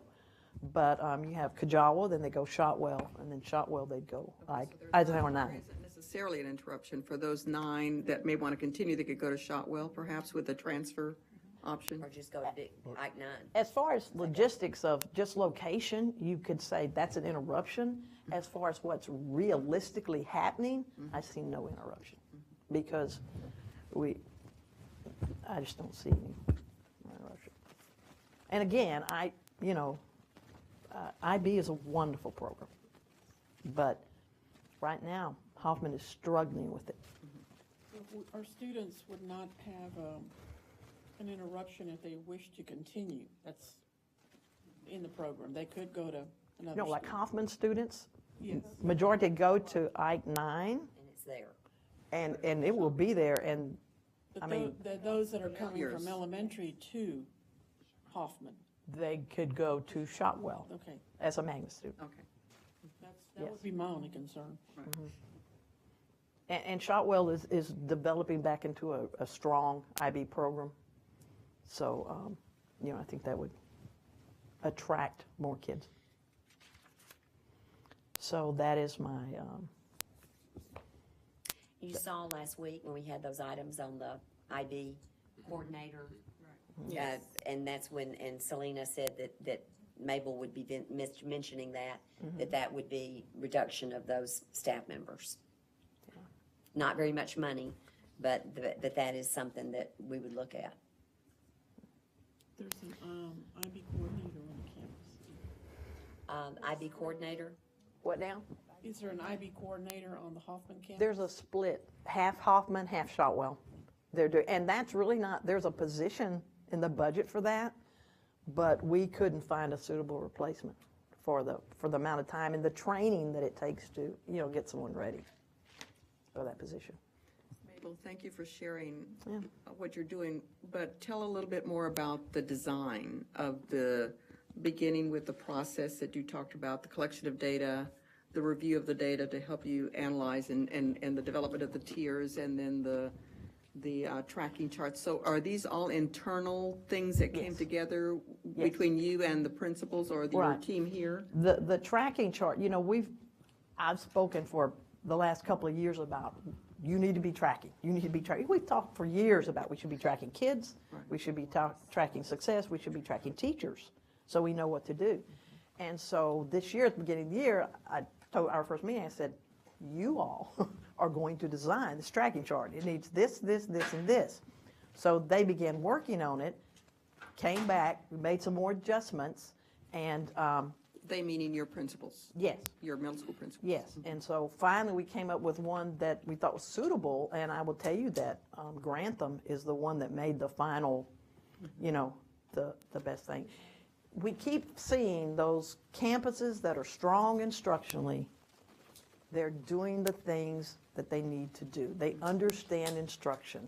And that's why we're spending so much time with assistant principals and trying to get them more solid with instruction so they can assist those principals in the instructional program. Dr. Garcia, so the grouping of schools in tiers for the level of support, we've been doing that for many years. And the criteria that Maple has listed here for you, and many of the actions are replicated by all of us with our schools. The one variance would be that we will look at the criteria for each of the different tiers per individual needs of the campus. Yeah. And then actions will be identified in accordance to that. So there's not a general approach to how we support the campus, because it's always geared towards the campus needs, which, as Mabel has explained to us, are very different from campus to campus. The Teague situation was quite different from some other situations that, they had an administrator concern, they had some other concerns. And so you have to address, like Todd's saying, all those things very specifically. But one thing, if you'll note on what we're looking at on Tier 1, Tier 2, Tier 3, nowhere on there does it talk about discipline. Nowhere on there does it talk about, dress code. Nowhere. It talks about instruction. It's all about instruction. And that's what we've really been promoting and pushing with our assistant principals. They have to be instructional leaders and instructionally strong. That's good. Good job. Thank you. Mabel, just one question. Okay. You're talking about going to the planning meetings, and how much input do you get from teachers? How much time do you spend with teachers asking for their opinion of what's going on in the class and what they need to do? Well, the most frequently when I talk to teachers, it's in planning, and that's another good thing about planning, because I need to get with teachers. There's a lot of teachers in that part of it? Yes, That's their that's all meeting. teachers and a skills specialist, okay? Yeah. And going to campuses, I'm still not seeing real good, solid implementation of the TLP. But when I go and sit with them, and it's like a stop, they say, wait a minute, Sarah, what'd you just do? Oh, I went to evidence. Right, well, let's say went to evidence. Now, what does that tell you? And all of a sudden, you start seeing these discussions among teachers become very collaborative and much deeper. They start digging much deeper to where they really get to the core where they need to be. And never have I walked out of a planning and felt like those teachers weren't excited that you were there. They're like, are you coming back? They want to do good. They want to do a good job. They want to help their kids. I just didn't know how much time you were spending with them. That's a whole teacher thing then, okay? Right, it's all teachers. And Mabel shared, but this is something that we do at each of the levels. And I'll tell you that one of the struggles, and when I sit in a planning meeting, I don't stay for the whole thing like Mabel does, because I'm trying to get in all around the building. But when I go in a planning meeting, what I hear happen so often is they want to move immediately to, well, what are we going to do on Monday? Well, now what are we going to do on Tuesday? When really, when they're planning, do we have a deep understanding of what is to be taught and what is the best way? Now, what are we going to do on Monday and what are we going to do on Tuesday? Right. And you'll see some of those themes coming up as you look at the audit, those kinds of things. But but the whole idea of exactly what we're going to do, and we're going to all plan together, and we're going to agree to do this way, and they have input, and then somebody comes along behind them to see, are they doing what they said they were going to do on that day? And that everybody had a chance to plan. They had data, they had leadership input. They had a chance to talk about what their kids were doing and what they needed, and then they came up with a plan, and then come back around and go, now who's doing the plan? And at Teague, we've been probably more successful than anywhere. We got a hub team, the language arts team, and worked with them. And then we kept them after school one day, and we brought all the other skills and all the other APs in and did the same thing there with them. We're trying to build a stronger one team on each campus, and then they can in turn make those other teams stronger. And Ms. Hope, since we're all family, who are the Tier 1, the three campuses that are Tier 1? Are you paying me for that information? Since we're family. No. Grantham, We'll meet you outside. Grantham and Hambrick, and, what am I talking about? Tier 1. Grantham, Hambrick, and Stovall has moved into Tier 1. And now Teague is moving toward Tier 1.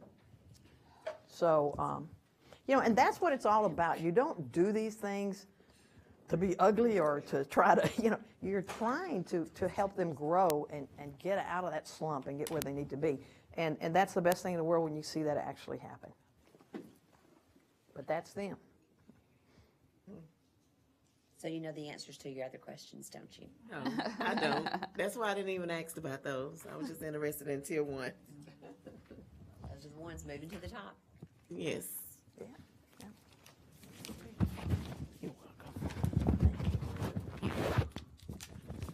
That's it for the Okay, it's 8:35. This concludes our program, our presentation.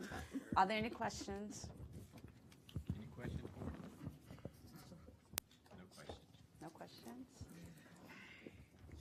Yes. Thank you. Sarah? You ready? Oh, Sarah. Good evening. My agenda is found on page 30, and what you will find is I have on my consent agenda, which starts on page 32, several approvals that I need to talk to you about. My first is an approval of a memorandum, and my voice doesn't want to work, a memorandum of understanding between Aldine and Healthy Schools of Texas. This is a collaboration to provide free influenza, Tdap, and meningococcal vaccinations to all eligible students at no cost. It's for all of our kids, all school-age kids. Healthy Schools Texas will supply all the medical supplies, the vaccine. They will control the vaccine, which is the transportation, storage, and handling of the vaccine. And then they will provide a vaccine information sheet for each student. They will do the administration of the vaccine, and they will keep all the records. Aldine's obligations include a location for the vaccine administration, but basically they will bring a little truck around for the students to go out to receive vaccinations. Of course, they would need access to the students. They want to have marketing and then connecting to our digital platform through Student Information Services. This follows all the CDC guidelines, and no child will be refused due to lack of insurance or inability to pay. Campuses will provide consent forms for the students to take home. The parents will sign them, and then schedules will be set up based on the consents, and they will hit all of our campuses within a 10-day period during the next school year. Do you have any questions about this memorandum of understanding? All kids are eligible. All kids are eligible. Yeah, and this is new. This something is we've brand not new. been able to They've approached us. Okay? You might want to send them home and not by the kids. The kids may not want to get shots. You know what? That is a very valid point. Yeah, so they may not bring it I home would to tend dad. to lose mine, but they're going to get the shot no matter what. It's a vaccine. Yeah, okay. So you know what? Get it at school or go to the doctor. All right. My next is an approval of a memorandum of understanding between Aldine and the Department of State Health Services. So we're still with health, and this you will find on page 39. This is a collaboration to provide free preventative dental services to eligible children. It's provided through the Department of State Health Services and regional dentists and dental hygienists. Dunn has participated in this program this spring for their third graders, but they want to make it available to all of our campuses moving forward for all students pre-K to 12. And what will happen is it's at campus request, and they will bring their dental chairs out. And I asked about the electricity. All they need is a plug, and they plug two chairs into one outlet that has two plugs. Did you hear that, Archie? No, We I was had to very dig up the floor specific. somewhere I said last and time. put in special plugs. So these are new dental chairs. These are new dental chairs that run on regular electricity. Remember, we had to do something over at the Staff Development Center? Yes, we Yeah. did. I got very Lots specific of- about that. Yeah. I'm not working, nothing over here, everything's dying, including my face. All right, Other questions about that That's one? better, yeah. My next is an approval of a memorandum of understanding between Aldine and the William Marsh Rice University Houston Education Research Consortium. And you will find this on page 57. This is a collaboration between Rice University, Aldine, and then other school districts in the city, including Houston, Spring Branch, Alief, and Cy-Fair. And this research is, the purpose is to connect research and policy along with practices to help close the socioeconomic gaps in education achievement and attainment in the greater Houston area. So this is free to us. There is no charge. The first studies that they're looking at conducting are on student mobility and long-term English language learners. And in fact, we met with Betsy Heisler this morning to get her input and her thoughts on what that study should look like. Do you have questions about this memorandum? All right. Next, I have a, We like the price. Yeah, no cost. you like the price? I know, I was pleased with that as well. So far, it's all free. Next, I have an approval of a memorandum of understanding between Texas Woman's University and Aldine ISD. This is a renewal, and you'll find it beginning on page 74. This is a collaboration to provide a learning experience for clinical nursing students at Texas Woman's University. The student nurses receive practicum hours working with Aldine school nurses. Typically, they perform the vision and hearing health screens. Questions about that memorandum? They're more like mentors? They come to get their practicum hours from, because they're at Texas Woman's downtown, and then they just work with our nurses. Our nurses are like mentors. Yeah, our nurses are the mentors. Okay, next I have the approval of instructional materials allotment and tech certification, and you'll find that on page 90. This is an annual certification that the board must sign, stating that students have access to instructional materials aligned to and that cover all of the Texas essential knowledge and skills. It certifies that technology and instructional materials allotment funds are used for expenses allowed by TEC, Texas Education Code, and the district has instructional materials that cover all elements of the Texas Essential Knowledge and Skills. And you'll see the page with everything checked off. So this is our approval. Questions? Then moving on, I have approval to request a waiver of instructional minutes for Aldine High School and MacArthur High School.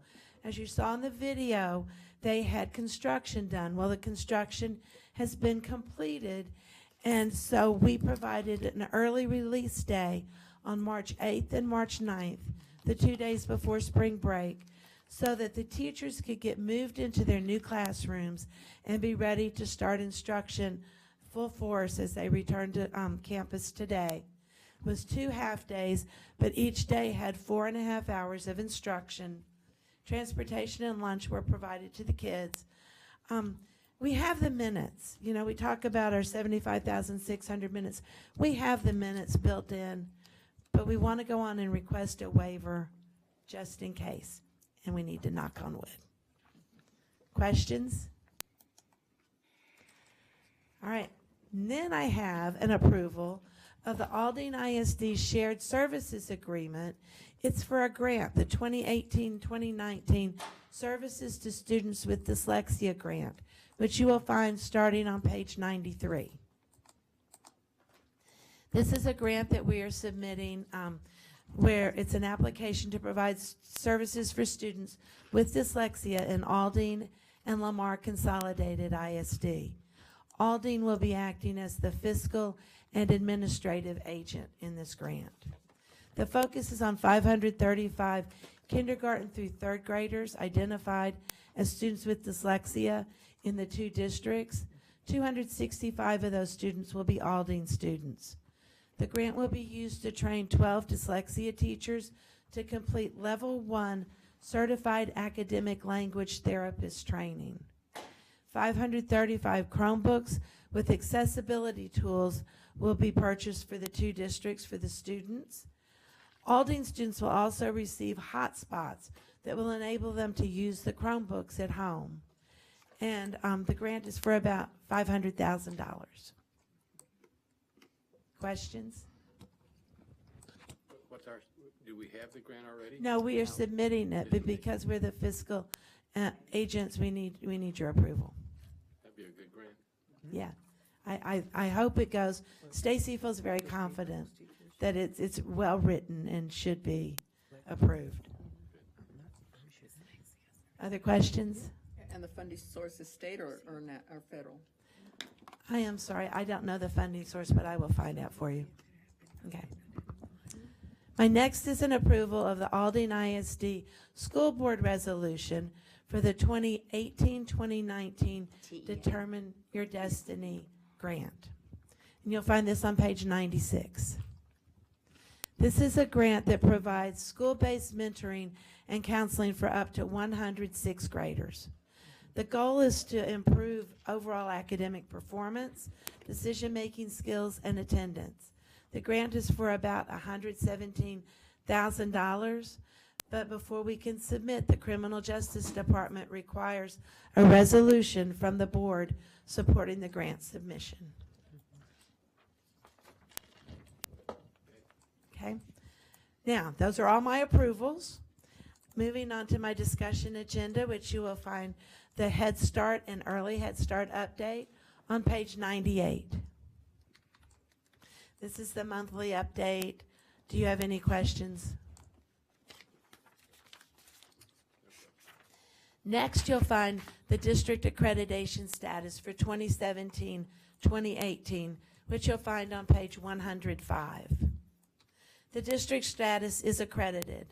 The commissioner determines accreditation status for each district annually based on the district's performance from the academic and financial accountability systems, our compliance with statutory requirements, reporting data from PEIMS, high school graduation requirements, and effectiveness of our district's programs for special populations and career and technical education.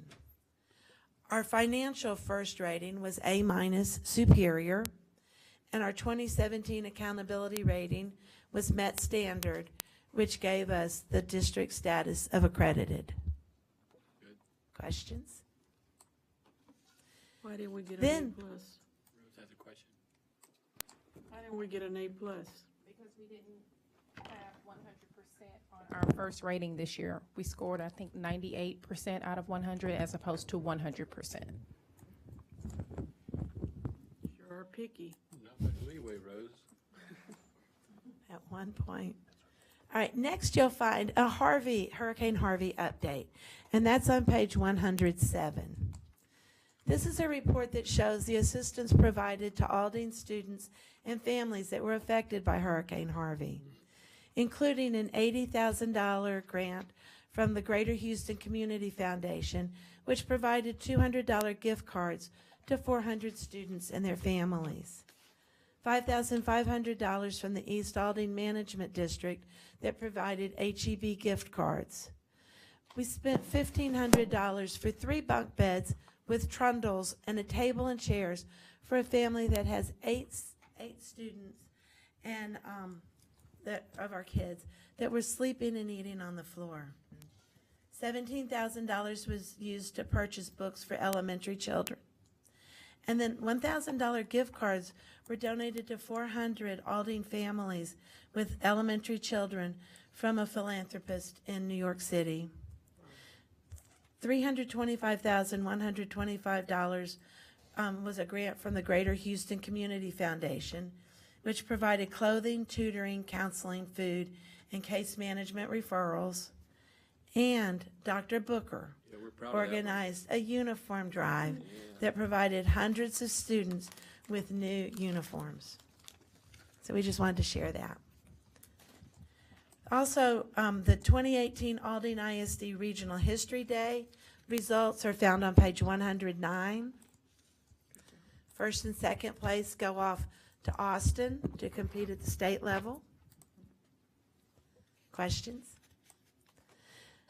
Moving on, the district academic pentathlon competition is on page 116. This is a middle school competition that leads the kids up to ACADEC, or academic decathlon, at the high schools. And you can see the rankings. This was a regional competition. On page 117, there's the regional destination imagination results. I shared those with y'all last month. Then below that, on page 118, is the 2017-2018 Junior Achievement Finance Park Curriculum and Expo. This is provided through Junior Achievement.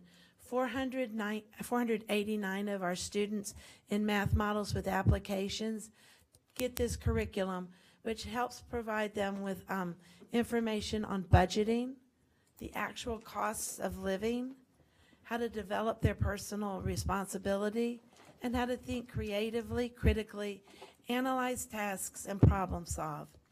And then 119 of these students went to a day-long expo over at Child Nutrition, provided by Junior Achievement. The One Sight Vision on page 119 is another collaboration. January 29th through February 2nd, students went to the Acres Home Multipurpose Center for free comprehensive eye exams and received glasses. So about 1,200 of our students had eye exams, and a little more than 1,100 received glasses. Then moving on, you'll see our district celebrations on page 120. It shares the visual art scholastic event. 29 of our students are moving to the state level. It shows the science fair results. 76 of our students participated at the regional event, and 2 students are moving on, one from Hoffman and one from Hambrick, to the state event. And the really exciting piece of this is a junior at Carver High School was selected to present her water distillation project in Alpine, California. This is part of the American Indian Science and Engineering Society Energy Challenge. And so she'll be coming back and share with us how that went. Then I have a couple of Title I things. The Title I Annual Parental Advisory Council meeting information is found on page 121. This was on February 23rd, and the guest speaker talked about how to help students think outside the box and how to cultivate a success mindset. Continuing with Title I, the Aldine's Family Engagement Expo 2018 is on page 124. They're starting to plan for the expo, which will be held July 28th at MOC, and we're partnering with Baker Ripley and Congressman Gene Green. And then finally, our 2018 annual Region 4 Social Studies Conference information is found on page 125. This was a conference held over at Region 4 on January 27th. We had 68 Aldine Social Studies teachers attend, and 6 different educators from Aldine presented at the conference. So I just wanted to update you. Any questions? Been very busy. Always. A lot going on. Dr. Tomey, I'm sorry. I'd like to go back to our first ratings and just add an additional comment. For the first ratings, Superior is the highest rating that you can get. So on that document that you were just looking at with the accreditation, that's not a minus. It's a dash, actually. So there's no A minus or A plus. It's just A is superior. So I apologize. that's okay. I read it as A minus. So we It have was an A. superior. A solid I didn't A. want an A minus. I Okay. wanted an A. It's a dash. Okay. It's a dash. My apologies. That's okay. Thank you. All right, that ends my agenda. Thank you, Sarah. Ken, you ready? Mr. Mead, yes, sir. Mr. Mead and members of the board, my agenda begins on page 128. Under consent agenda, we have 2 items. Both are approval of resolutions for your consideration. First approval is for our continuation of something that you had supported last year into this year, and that's the continuation of our CMCD program with U of H, working at Lewis Middle School. We have it at all our elementary schools under a different grant, and we actually use other funding for a couple of other middle schools, provide support, and I'm going to be asking for your approval of that. Any questions concerning that? Questions? No questions. The second resolution is for mapping software. This is for emergency operations, and this is through the police department. They will be applying through the same grant, the criminal justice grant, almost $120,000. This would integrate systems, basically take our architect floor plans of all our campuses. We would start at the high school and middle school levels, integrate that into software so we could pull that up at dispatch. Emergency responders could pull the floor plans up and then identify camera settings and where cameras are at. It's one of the things that would move us into the next level of school safety. Any questions concerning that software? No questions. Thank. Cost? It's a grant, and it's it's $119,000 and a little bit of change with that. So it's just under $120,000 for that first, and that would work with high schools and middle schools. Is there some write-up in here somewhere? I read on that, but isn't there in our board book, there was a write-up on that somewhere? about Yes, what you're sir. talking It's about? included, Yeah, yes. right. With your permission, I'd like to skip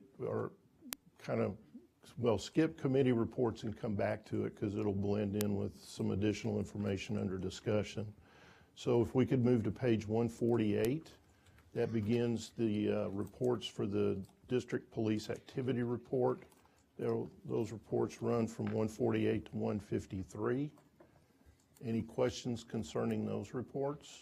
No question? Okay. I have a question. Yes. Why are some possession of marijuana result in arrest and some others not? It's whether the DA will take a charge or not. So they will call it in every time. They'll explain the circumstances. Most of the time it's due to the amount. Some of the time it's due to the age of the child. Even though they're 10 or above, they could be arrested for the possession, but sometimes they'll take that into account. And if you call, you get whoever's answering the phone, so Great, thank you. you're welcome. On page 154 through 156 are the reports of disciplinary hearings. Any questions concerning that report? No questions. Okay. On page 158 is the discipline dashboard. This kind of gives you just a brief view of the activity in terms of behavior. I will report to you that compared to this time last year, behavior events are down 18%, in-school suspension actions are down 21%, and removal from school, out-of-school actions are down 26%. We do have a slight increase in discretionary placements. That's to the alternative campus. That's up 8%. Any questions concerning that? Good numbers. Well, some of that has to do with fewer days, I'll just be honest with you. But those are significant because we haven't, at the beginning of the year. But and that's a lot of hard work for our administrators on the campus level.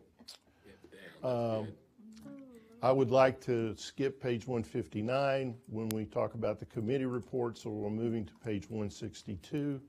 Every year, the police department chief has to submit a report to TCOLE, the Texas Commission on Law Enforcement. It's called a racial profiling report. They do a full report. They also provide that to you. Any questions concerning that? Okay. Thank you. Mr. Garza, will you help? So Abel's going to hand out a manila folder, and the first page in that folder is going to address item number 6. And I just wanted to provide you, Dr. Bamberg had asked just to kind of briefly summarize the safety features that we have.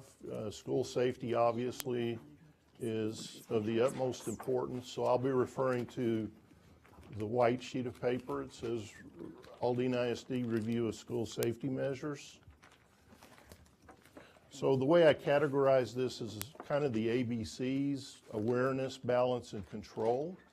And just as a reminder, so we conduct security audits, and if you remember last year, we had conducted our 3-year audit and shared those findings with you. So those audits help us understand where we need to provide more support by campus. And it's feedback to the campuses about what they need to do a little bit better. So we have that.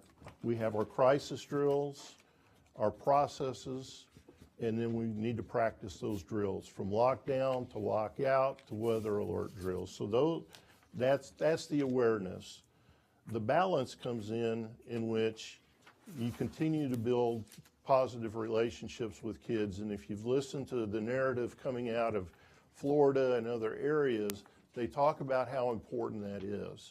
That the kids are actually the best source of our information, and they give us the best leads. They know what's going on. And so if we have that rapport with our kids, they'll tell us. They'll give us a heads up. And we really emphasize that with our administrators and with the campus behavior coordinators. I meet with them on a monthly basis, and we talk about the importance of that, not just from an administrative perspective, but from a teacher perspective too.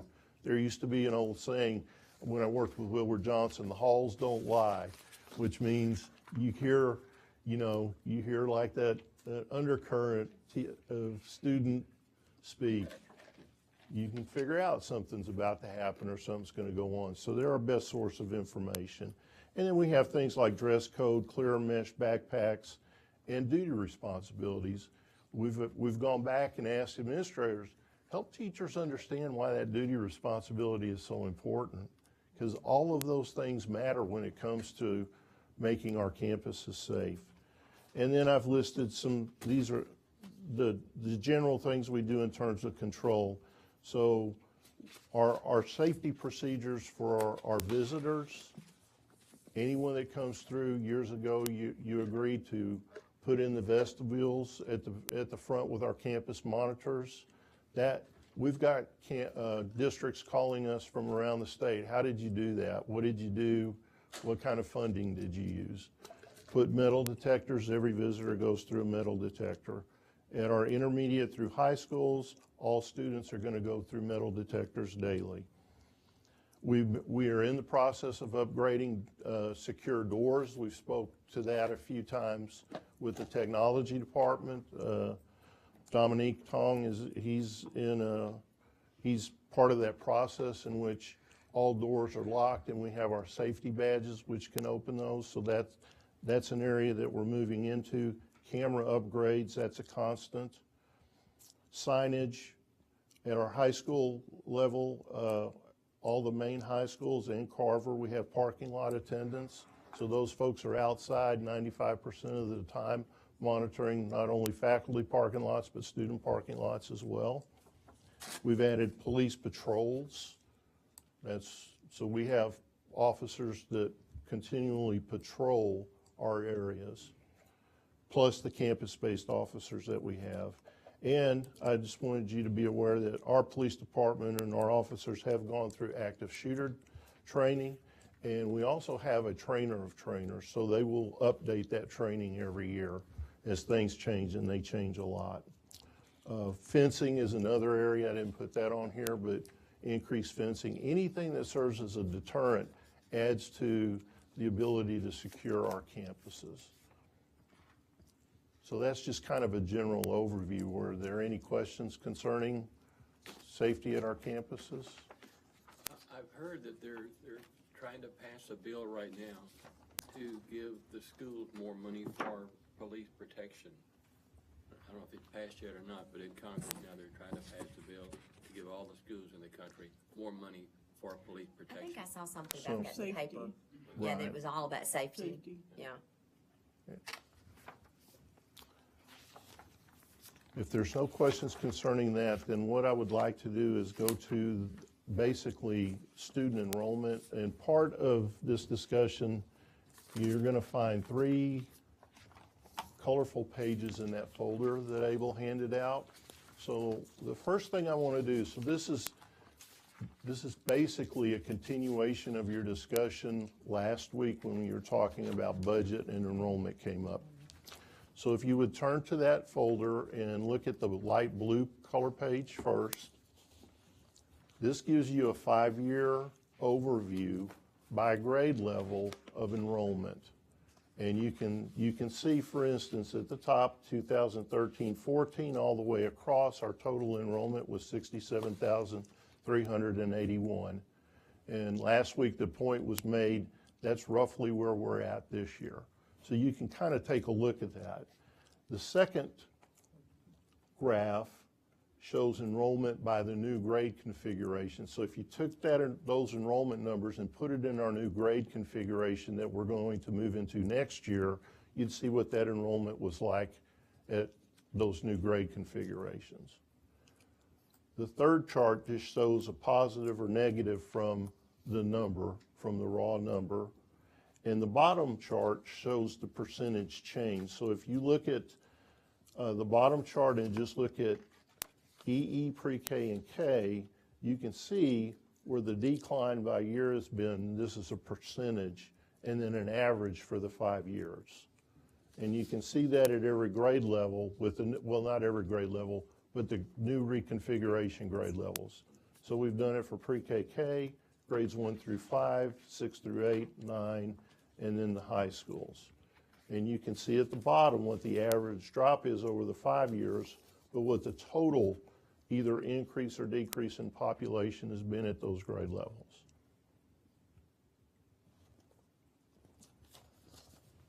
There was any questions about these charts or this data? What is this chart? Isn't it, that one's next, I guess. We're gonna go through each one of them. So if you turn to the green page, if you remember, there was conversation about us dropping in enrollment about 2,200 kids. So what I'm going to do with this chart, what I'd like to do is kind of walk through this. So if you look at the very bottom, let's look at 2017 and 18, and it says these are all on PEIMS enrollment dates, so that's in October. You see the enrollment is 67,332. Okay. Now we're going to go over to the PEIMS enrollment without pre-K. Does everybody see that column? It's 1, 2, 3, 4, 5, fifth column over. And why we want to take pre-K out, because that's our enrollment this year, not including pre-K kids. We want to know how many kids came back to us from last year. We have no idea. Pre-K is all brand new. So we're going to factor them out. So if you take a look at, then the next column is the number of kids who returned from the prior fall. So from 16-17 PEIMS date to 17-18, we had 57,989 kids returned to us. If you look at the percentage, that's a 91%. Now look at that compared to previous years. We actually retained more kids this year than we had move away. Well, than in past years, let me say it that way. So what happened there? How come our enrollment went down if we retained more of our kids?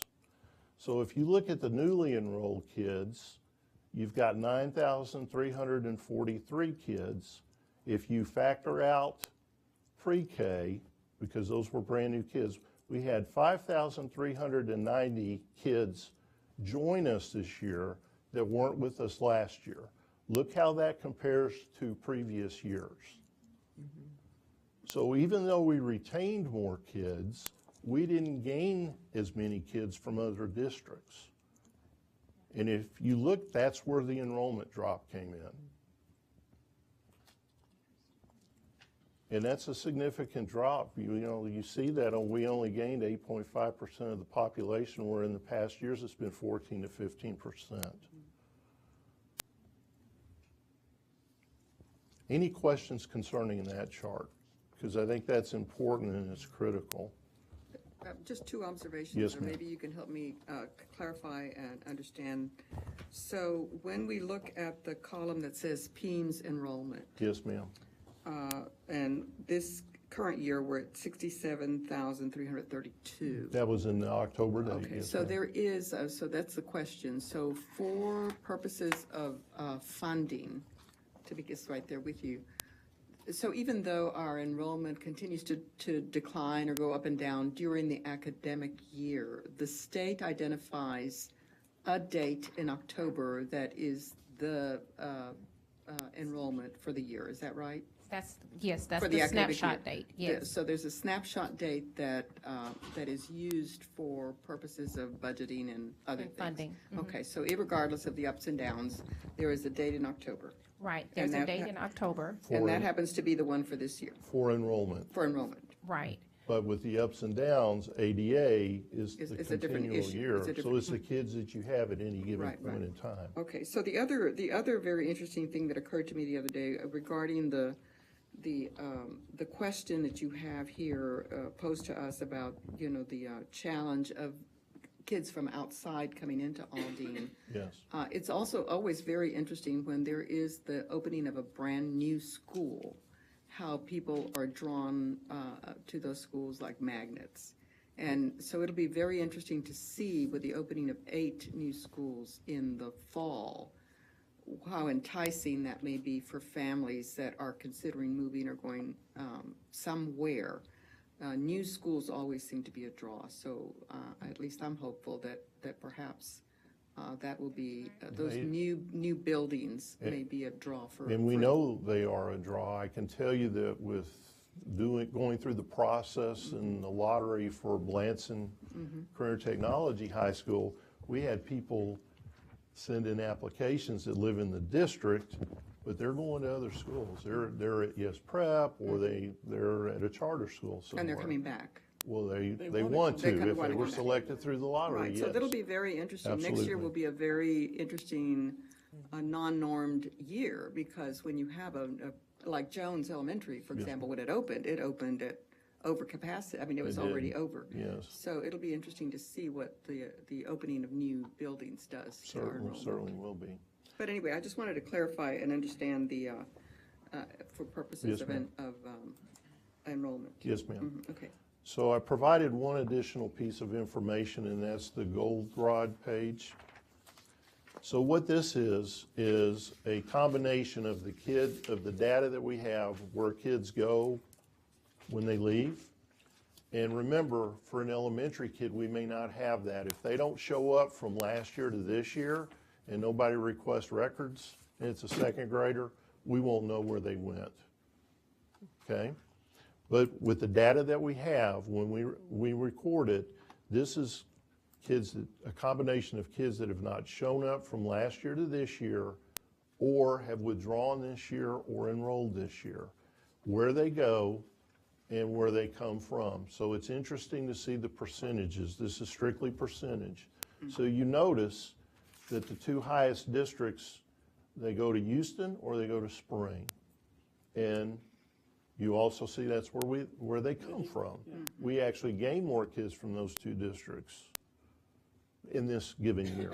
And you can see the other districts listed below.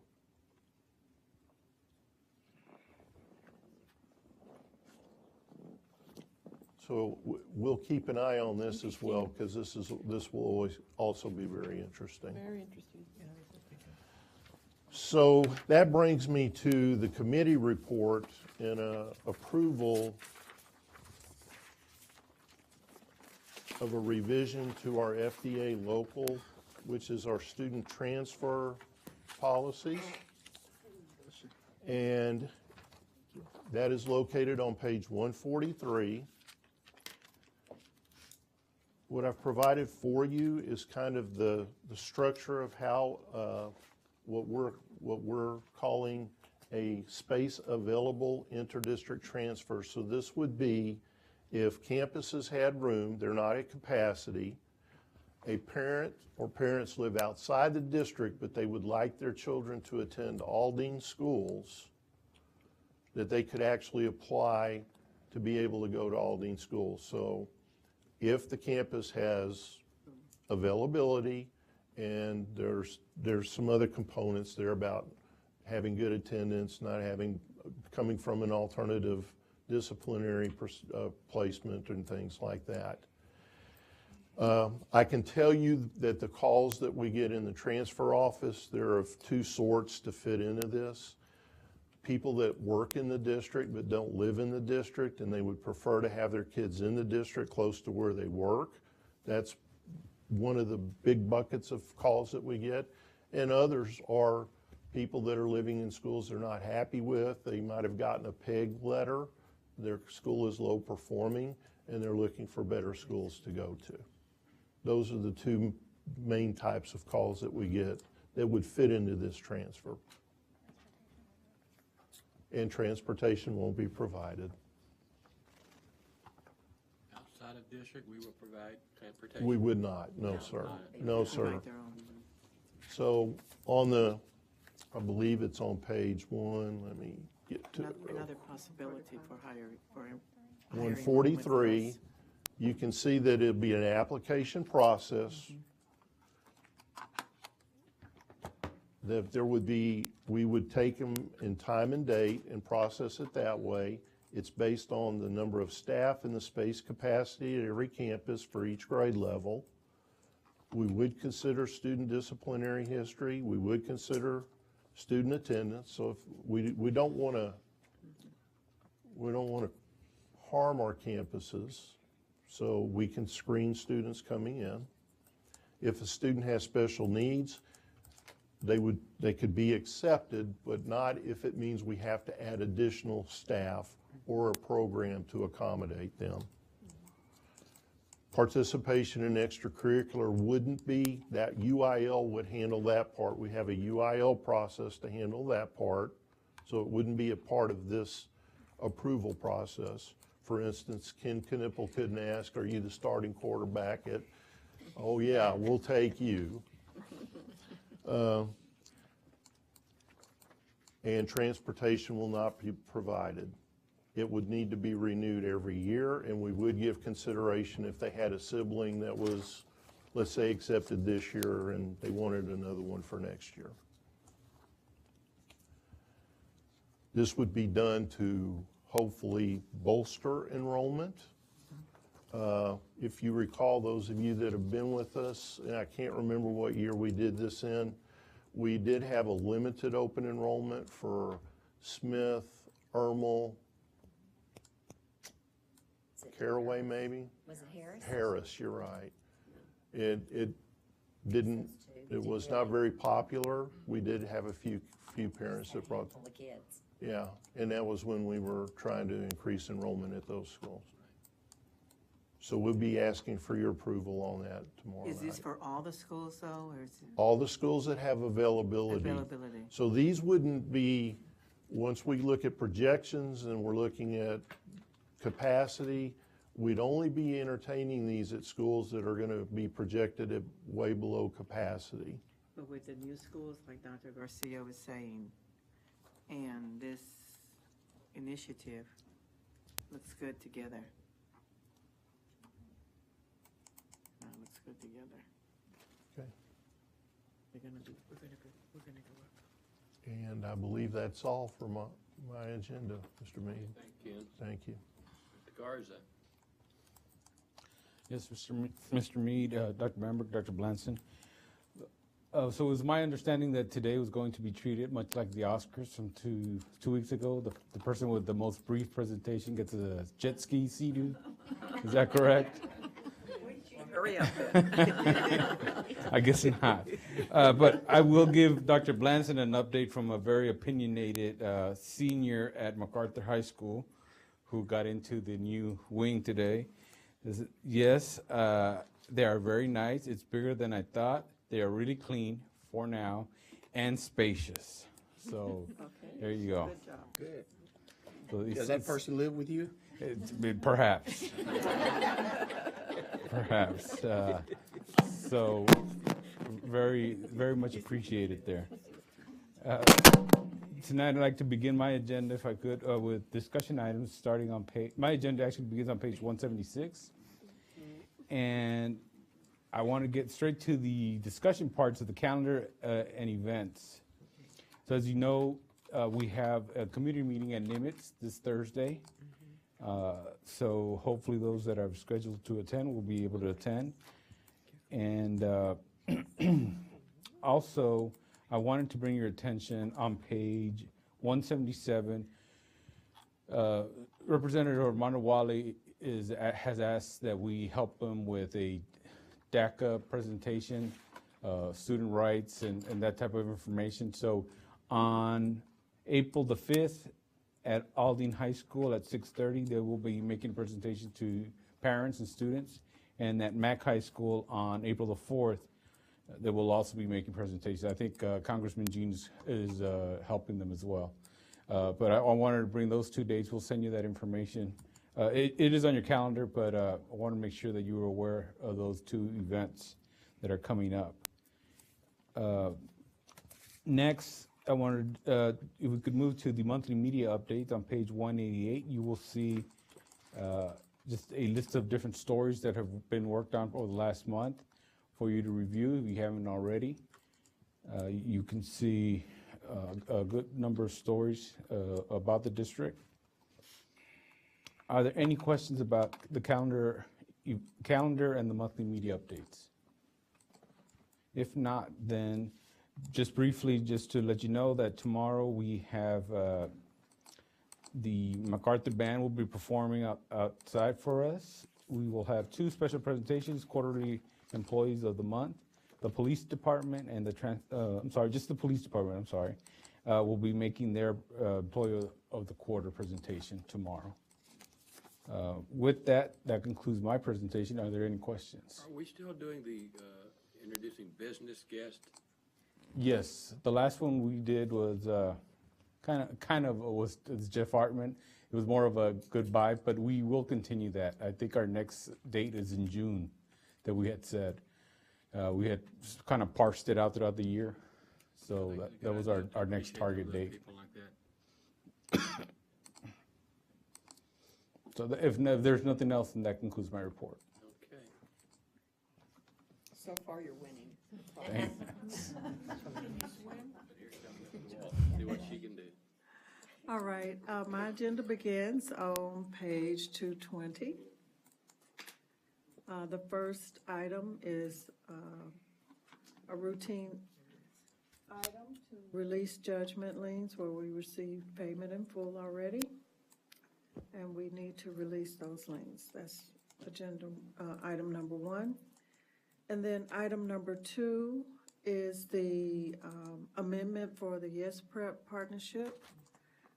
We bring the amendment each year, and it has the numbers. It's on page 225, and it has the numbers for our 2017-2018, our current school year.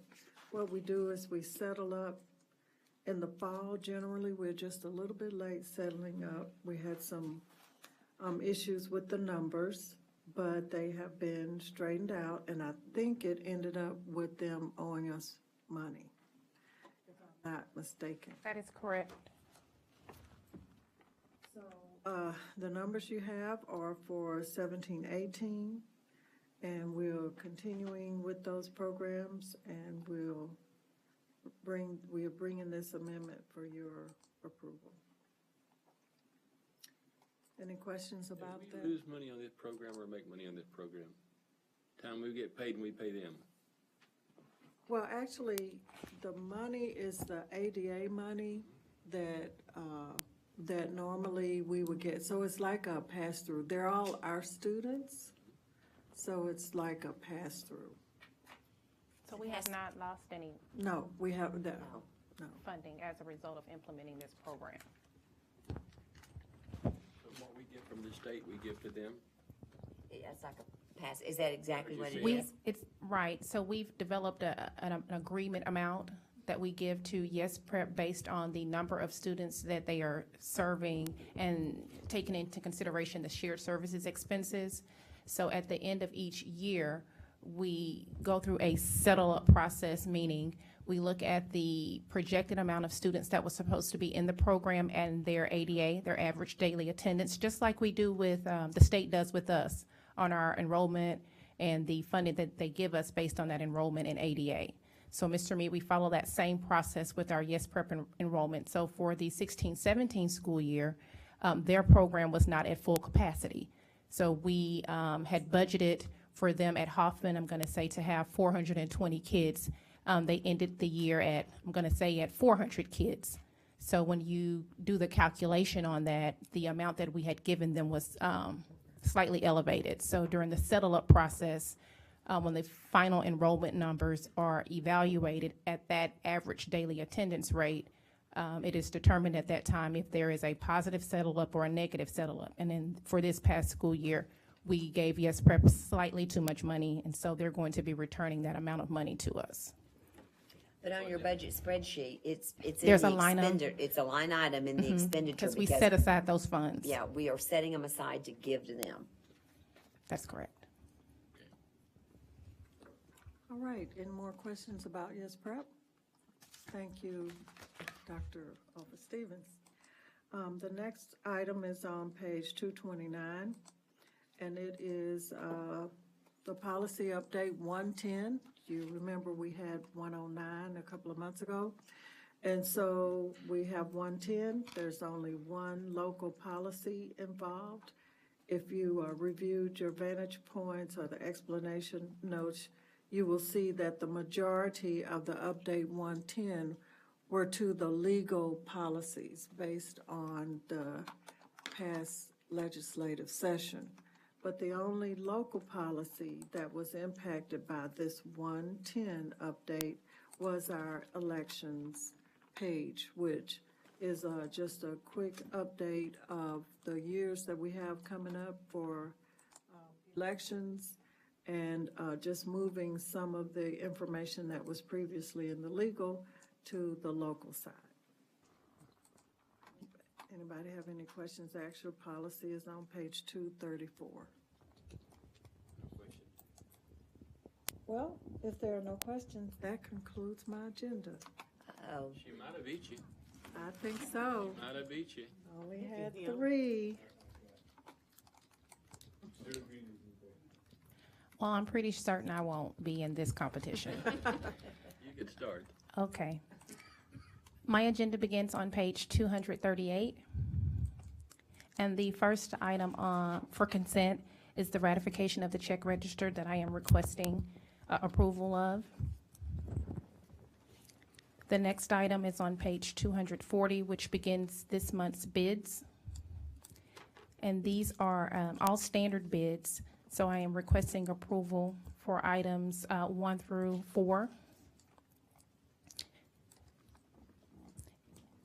The first bid, I'm sorry, is on page 240, as I just stated, which is the instructional supplies and materials and equipment vendors that we are requesting to add for this month.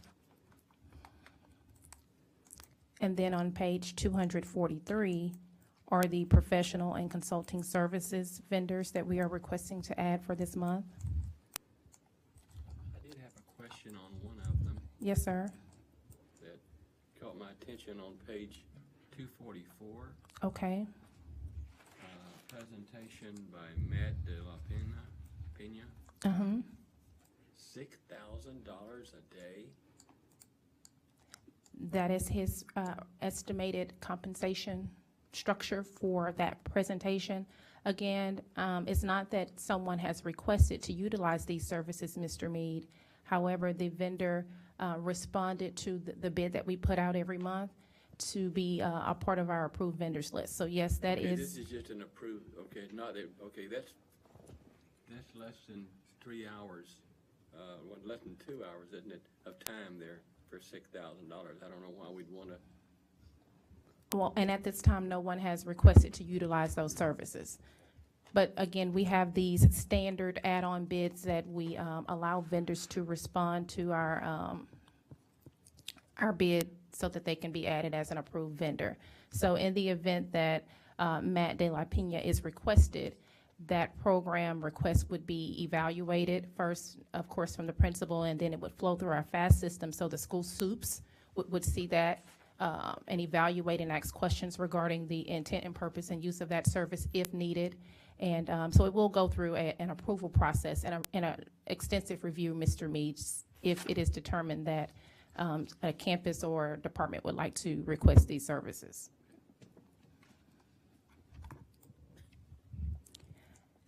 The next item is on page 246, which are the restaurant food and catering vendors that we are requesting to add for this month.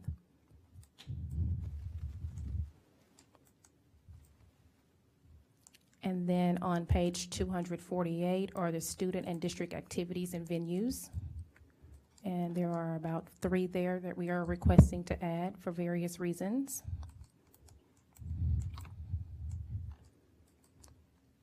And then on page 250, that is the approval, we're requesting approval of the contract renewals, those vendors that are eligible for an extension of the current approved award. And then on page 266, we have the approval of contracts and purchases over $50,000. So again, trying to make certain that our campuses that we will be opening here soon have all of the supplies and materials that they need. Are there any additional questions about any of the consent agenda items? Okay, if there are no questions, the next item on my agenda begins on page 268, which is where my discussion agenda begins. And the first item is another standard report, which is the monthly tax office report. And we've been talking about tax collections. We talked about this a little bit at last week's budget discussion. And if you look down at the very bottom of the tax collections report for this month, you'll see that the Aldine prior year refunds, we talked about that number, that's $7.5 million. That's an actual line item in the budget now so that we can track what we are paying out in prior year refunds. So we discussed that last Wednesday. Also, as you can see, for 17-18, the collections on our current year levy are at about 93.2%. And our collections on prior year delinquent accounts is up slightly from, in comparison to last year at this time, which is about 23.18%. The next item is on page 269, which is again another standard report, and that's the monthly revenue status and budget analysis, which shows you, of course, what our budget is, the $622 million. That's our budget, and then it shows what we've actually expended as of the end of February and the percent of the budget that's been expended. So we've expended about 65.8 or 66%, if you will, percent of the budget at this time. And then if you go down to page 275,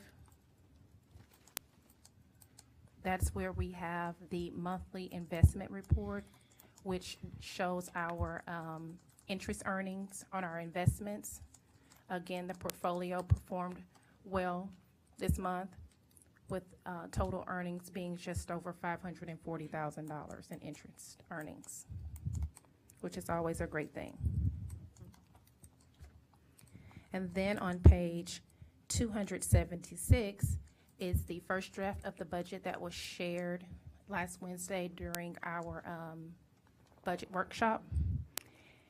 And also, we need to pass out the budget workbooks. There were a few questions that were asked at the meeting that I would like to answer at this time. I'm sorry, we should have passed these out.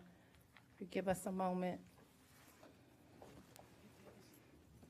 While they're passing those out, I'm going to keep going for a moment. On page 277, that's the materials auctions sales summary for this month.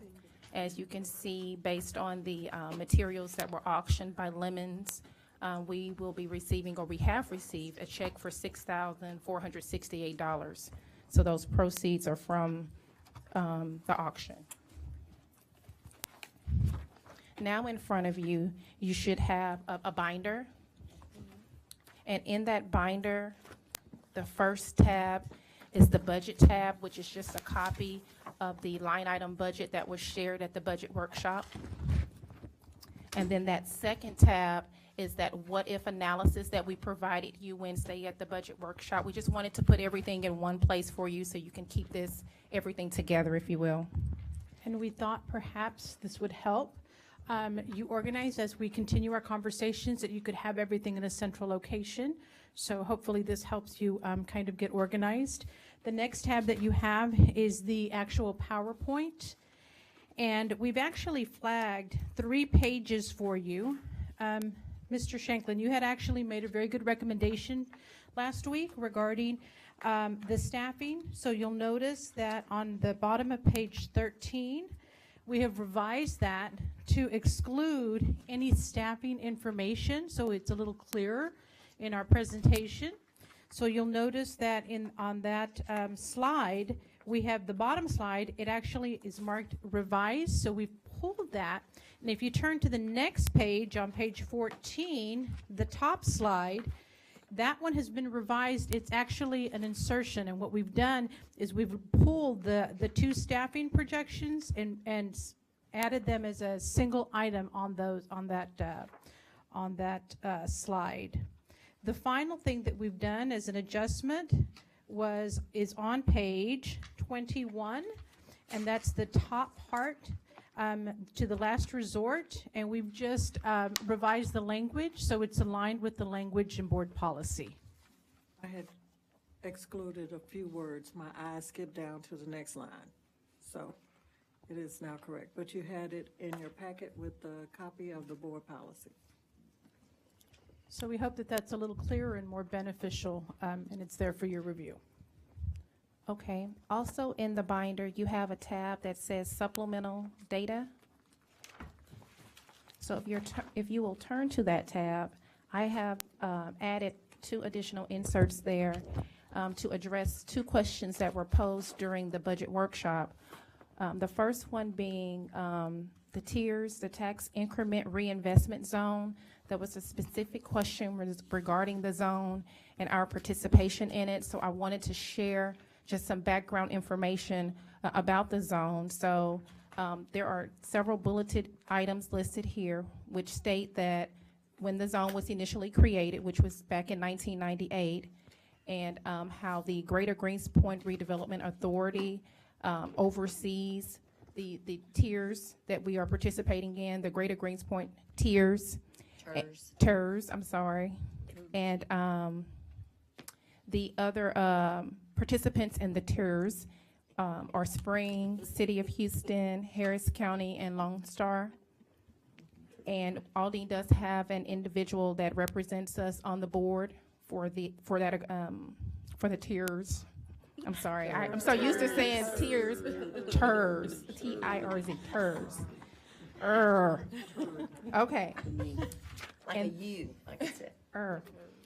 And then beginning in 2005, that's when we started, the TERS allowed us to put 1/3 of our participation payment amount into a set-aside account so that when we are building school facilities, we can quote-unquote draw down from those funds or request reimbursement from those funds. So if you look at the table at the very bottom, that is just a 6-year history of what we have, our payment into the TERS and the amount that's been set aside.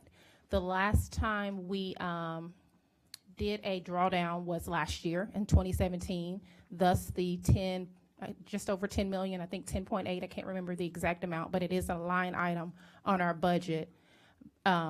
We were able to get reimbursed for some of the land sales that we had purchased to build Greens Point in addition to the CTE High School.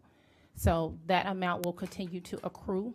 A third of our payment each year will accrue in that account, and we can request those funds as long as we are developing or building school facilities within Zone 11, which is the TERS.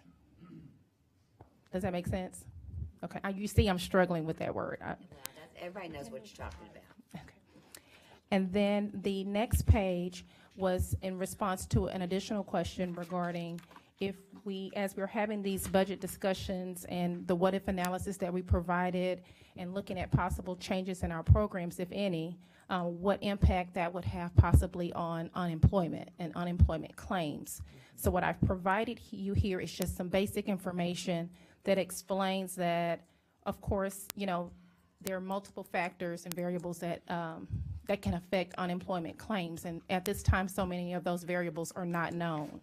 But generally speaking, an individual or a claimant could be eligible for unemployment for up to 6 months, and the weekly maximum is about $494.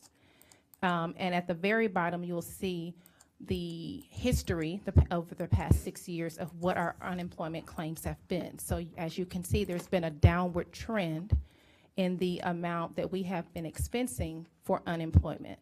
So as we continue to have budget discussions and discussions about the changes that we will be making and proposing to you all, of course, just like any other budget, we'll be looking at the unemployment claims budget to see if any adjustments need to be made to it at that time based on the considerations and the discussions that we will continue to have. Are there any questions about any of this information? And the last page of your binder includes information regarding the resignation deadline. Last week, we made reference to the deadline being the first week of July, and we wanted to make sure that we shared the actual resignation deadline date with the board. That is July the 6th. We also were able to pull up some data that we have to date. We have had 131 employees, and these are contracted employees that have resigned or retired from the district since August of 2017. Of those positions, 52 of them have been placed on hold, and we have also received notification that 38 additional contracted employees will be resigning effective the end of the year.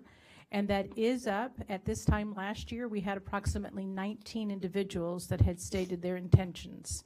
And we also know that as of March the 1st, we also had 47 vacant positions that had not been filled. So that brings our total to approximately 137 positions that have not been filled during the course of the year.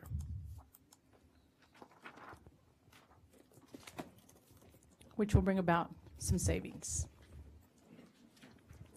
If there are no additional questions, that concludes my part of the agenda.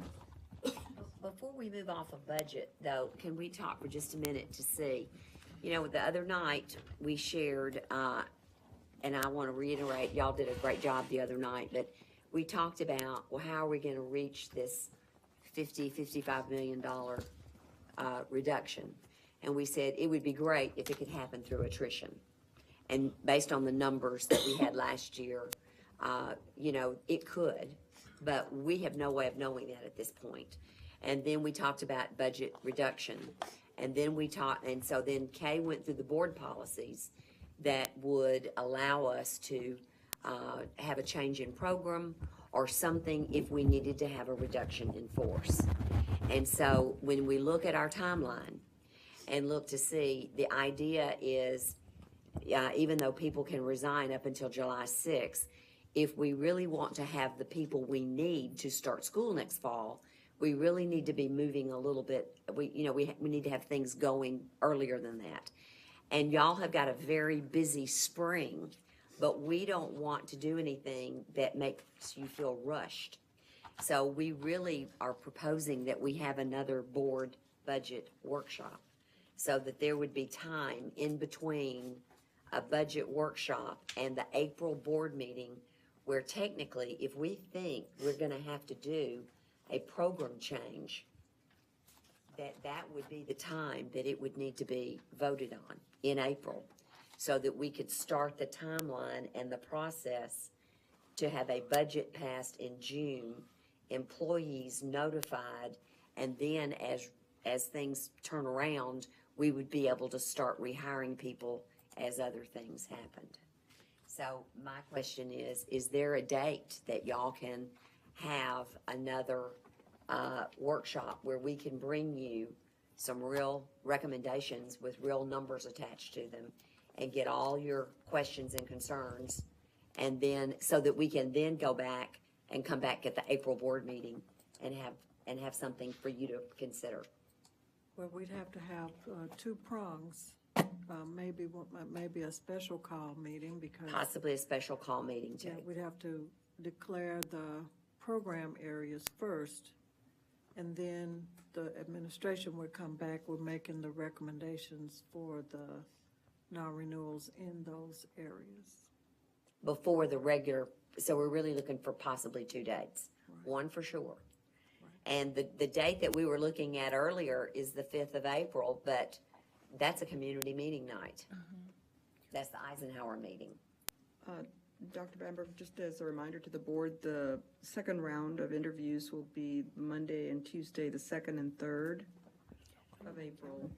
And then I will be at the NSBA annual meeting from the 4th through the 9th. Yeah, that's what, and we also realized that after we looked at that date. So I'm not sure what date we're gonna be able to come up with. You know, we talked about April the 9th as a date, but that's only 1 week before the board meeting. The board meeting is early It's in the April. 16th. So maybe the 10th, 11th, or 12th. It looks like 10th, 11th, 12th, or 13th.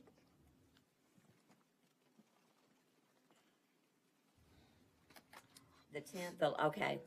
10th and maybe the 12th, do the 10th and the 12th.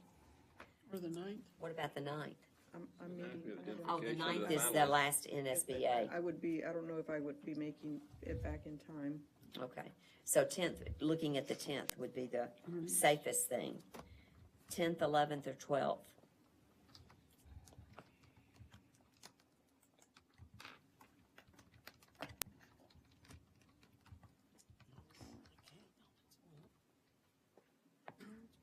How does the 10th look? It's okay with me.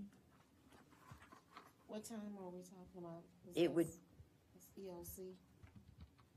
oh, it would be your, 5:30 or 6, whatever time y'all can be here. I'm open. I'll let the working people have the opinion here. Yeah, as long as it's about 6, is that's English 1 EOC day? Okay. I'm iffy. I'm just iffy. I may be able to juggle some things. What about the 11th? For the rest of the week. I'll Oh, be okay. juggling that whole week. The 11th is better for me. Well, I was gonna say, we don't necessarily wanna, but if, the other option would be, our regular board meeting would be, the 16th. So, I know, we normally don't do that, but there's also a Saturday morning. And that's, 31st? The 14th, you mean? well, I was thinking the 14th, but if y'all wanted to do something, let's, not this Saturday, but the following Saturday, the 31st. Before Easter. Oh, that's Easter. We could wear our Easter hats. Your bunnies. Yeah, there's lots of bunnies going on that day. What, the 14th? Yeah, you've got the gala. Yeah, and there's the family day in the park, but, we just have to do what we have to do. What about the 31st, Saturday? That's right there at Easter. Oh, that's right. So what did we determine about the 10th, 11th, 12th? Try the 10th. What I can do is let's come up with a date, and I'll just have to try to juggle. I can't give you a guarantee for anything that week. For the whole week. The whole I see. week. What do you want to try for the 11th or the 12th or? Sounds good, let's try for that, like you said. The Tuesday? Yeah, I can't find my calendar, but Kim, is one of I those will do better the for same you? as Paul. 10th or 11 works out better, but the 12th is a no-go for me. No go? For the 12th. no, For the ma'am. 12th? So the 11th works better for you? 10th or the And 11th. it's about the same for you both ways, is that right, Paul? Steve, what about you on the 11th? I could make it, yeah. I'll make it, what, 6 o'clock? Is that what your 6? time, whatever day we have, 6 o'clock or 5? Rose is the only one. Can we do it on the 11th? Do it on the 11th at 6 o'clock? Yes. Okay. That sounds good with you all? Usually have bingo that night. Yeah, bingo that night.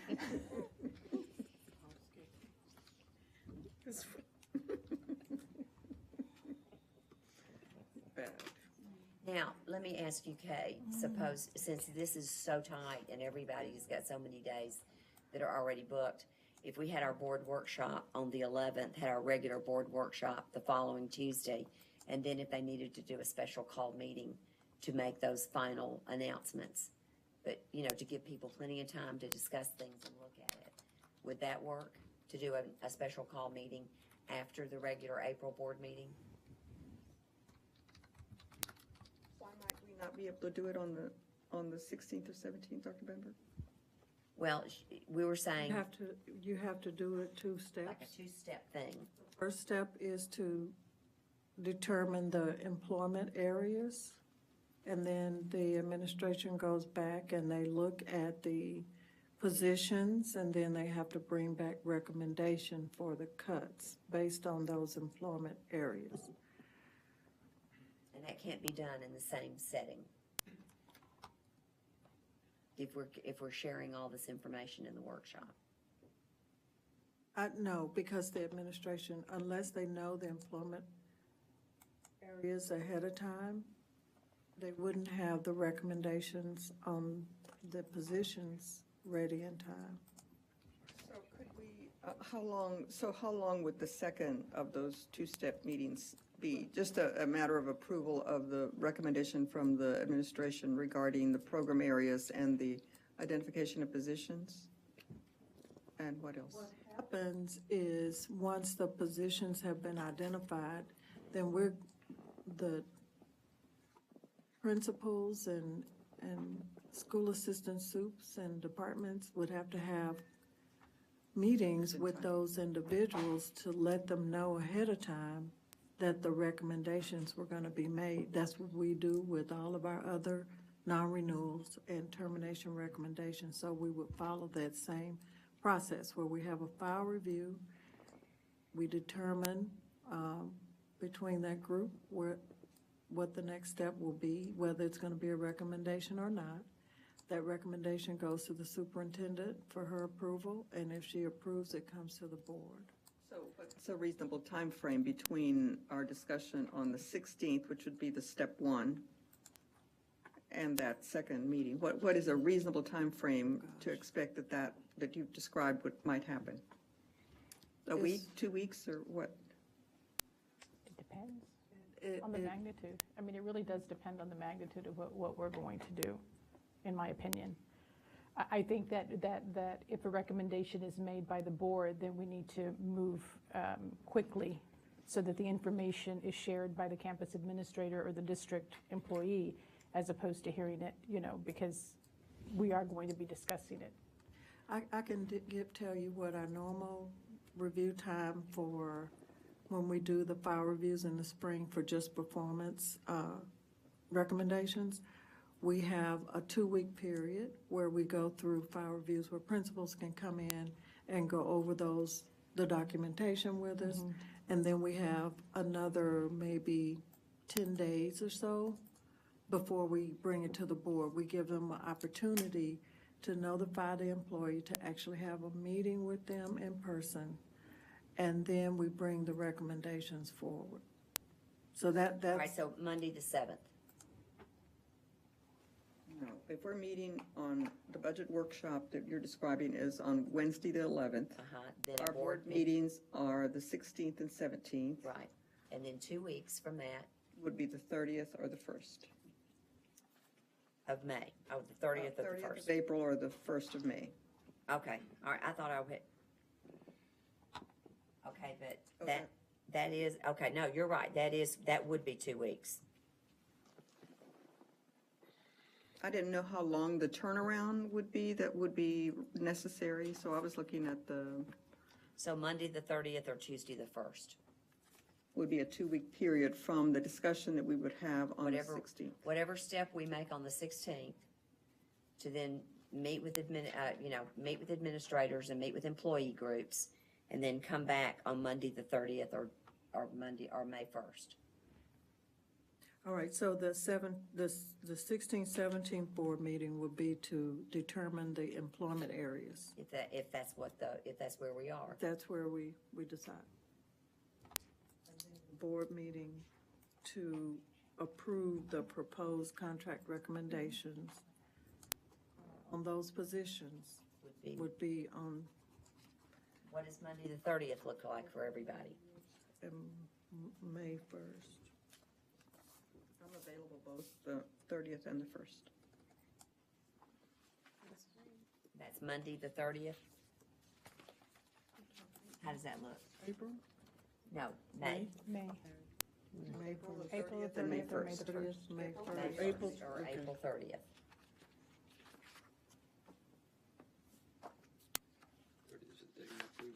And that would be 2 weeks before the May meeting. And then be 2 weeks before the May That's meeting. correct. So are you available on Monday, the 30th? What time, 6? 6? Or is the 1st better? Monday or Tuesday? Monday be better for me. Okay. Monday works. The 30th, Monday, 30th at 6. What was the other date? May, y'all mentioned the date. Well, One or the other, the 30th. one or the other, May 1st or April 30th, so April 30th is the day. Okay, so we'll, Yolanda will send you an email to remind you, but April 11th at 6, Monday the 30th at 6.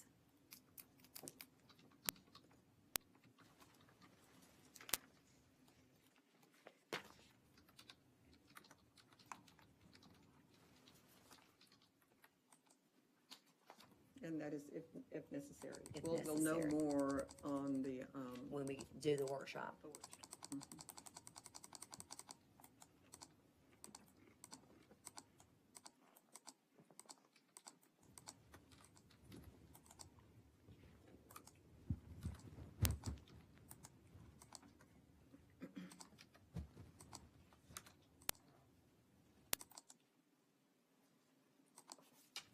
And Tamika, that was the end of your report? Yes, ma'am.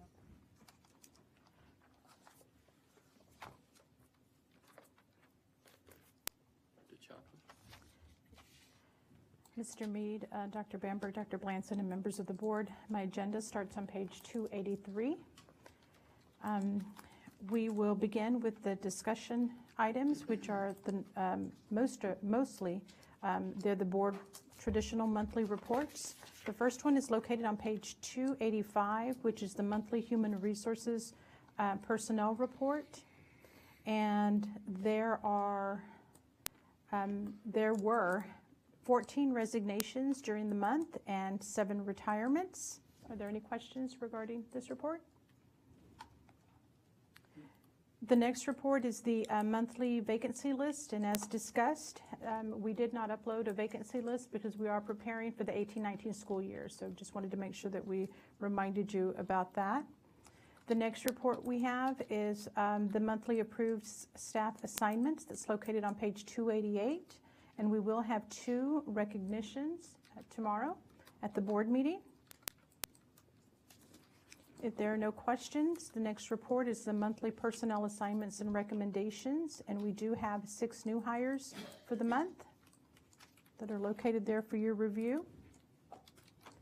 And finally, on page 290, we have the CTE teaching permit, and as part of the process, we are required to inform you that we do have a teacher, a hospitality teacher at Hall that we are recommending for a teaching permit. And she has completed the background check and will complete a minimum of 20 hours of management training. If there are no questions, then the rest of my agenda items will be discussed in executive session. Dr. Blanson? Mr. Mead, members of the board, my report is found on page 291. I only have one item for the board consideration tonight, the consent item. The buses, purchase of new buses for the 2018-19 school year. I do want you to know that we're recommending low bid in all three of the different categories.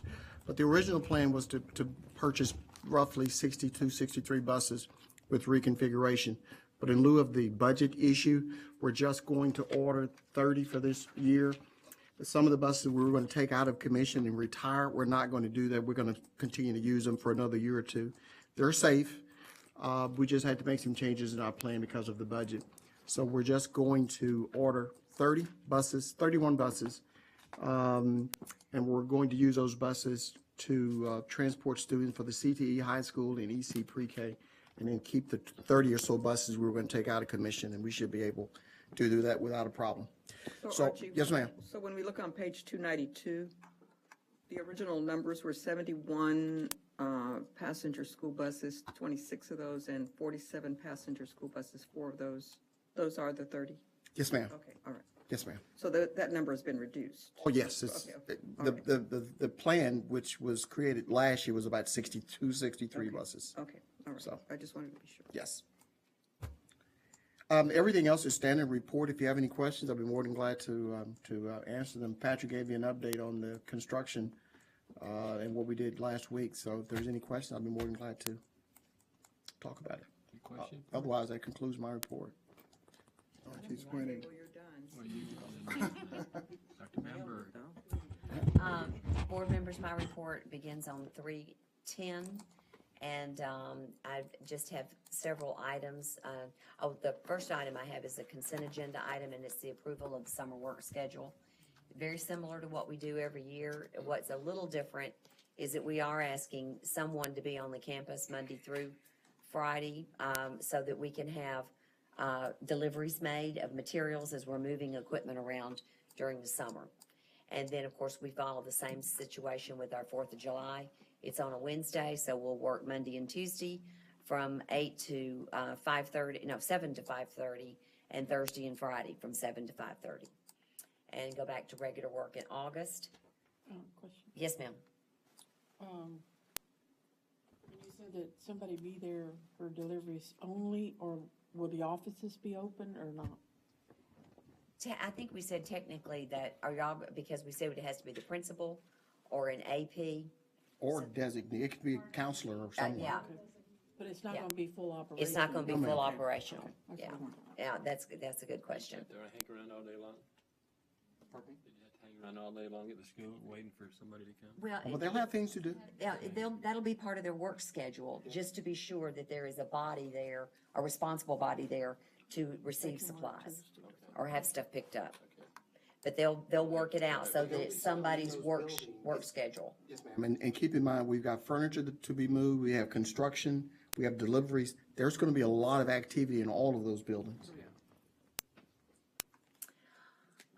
Then on page 312, just an update on our meetings. Our next meeting is Thursday night at 6:30, and I believe, if I'm not mistaken, Dr. Booker, you were gonna try to be at the Nimitz meeting? Yes. Okay, and then the final meeting is April 5th at 6:30 at Eisenhower, and I believe that was Mr. Shanklin. And I just gave you an update on the numbers, and most of the questions have been about boundaries, but we've had good questions about lots of topics, so it's been very good. Next item on the agenda is, I put this on the agenda so that you would have it. I understand that next week is the first round of interviews. The following week is the second round. Yolanda has been coordinating with y'all and Dr. Moses, and, but this is on the agenda, and, just so that y'all have the opportunity to discuss as you need. Anything that we need to do, I know y'all are coordinating with Yolanda. The next item is on page 314. I told you that I was gonna be adding to this item every month, and I've added 2 pieces to this. on page 3, oops, I just scrolled, 314, you see the information about, I added the Lone Star College as a partnership and the YMCA, because we do both of those. And I do want to say that we have these programs on our campuses and in the parks for our children, because there is no traditional Y in the Greens Point area. And then Lone Star College, I'm on the advisory committee. We have all kinds of partnerships with them. And then after that item, we talked last month about Bethune, and we did have a meeting with a group over the break, but it was a CDC group, and I've forgotten that lady's name now. Kimberly Willis, and she's a part of that, been volunteering on the Complete Communities. But the real meeting is going to be at the city on April the 6th, and with the planning department. So that meeting will be coming up just to talk about what's going on and what their city's ideas might be for Bethune Academy. Then on page 321, going through the budget, but I'm sorry, so y'all are gonna bring that back to the board, what y'all discussed with the city? yes, we're Isn't that gonna something go, that can happen without- no. We're gonna go down there and see what they're thinking about, and see, we keep hearing that somebody's done renderings, and then we keep hearing, oh, no, there's just been brainstorming. So we're gonna go down and visit with the official people to not get the rumors. And so, we'll visit with them, and then it'll be on the board agenda in April, whatever we learn. Okay? And then on page 322, I did put the board's budget there, just so you could take a look at it to see what we have. And I do want to point out that the dues, we have various dues. Tamika pays some of them, the board pays some of them. I think that there are some other dues that get paid by different parts of administration. But I do want to point out that the Go Public membership is $18,000 a year. The first year we joined, they did a thing where we took $9,000 out of the one fiscal year, and we took the other $9,000 out of the next fiscal year. So that makes your membership budget jump up. And Yolanda, do you want to add anything to that? Because we've got other memberships that come out of other budgets. You see, if you look on page 323, there's a MASBA membership that we pay out of the board budget. The board book annual subscription comes out of the board budget, but the Go Public is what makes it $20,000. Then Gulf Coast comes out, but that's only $300. But then, Tamika, you paid the regular TASB bill, don't you? Oh, I was gonna say, are we looking at And you that? pay something for the policy service. policy services. So there are other things that are paid, but what comes out of the actual board budget, the bulk of your money is basically the travel. So Wanda, would you please, so I'm looking, beginning on page 322. Yes. Which says Department 210. Yes. Unit 1000, and so it's separated out so that the Go Public is in this particular unit of the budget, okay? Yes. Then the next page is another, Well, I wanted to break out what the memberships are. okay, so is 210 our department number? It's The board's it's- department number? yes. Okay. All right, so everything in red then is, no, not necessarily, okay. Okay, everything on those pages is related to the board. Right. I see, okay. And so the total, when I look at the bottom of page 324, the bottom line is that we had budgeted 15,000, is that right? Last year, 15,000 something. For this current year, it's 35,700. I'm looking at the bottom. You're looking at 323 or, no, 324. 15,576, and then on the next column is 54,000. Yeah, the 15 is a page total, isn't it, Yolanda? That's our current balance right now. Oh, it's the current balance. And then the the projected for 18-19 is 54.3. But what was the allotment? What was the, There, on page 323 at the top, it was, we budgeted for 35,700 for this current year. okay, and we're at 15,000 left? I see, okay.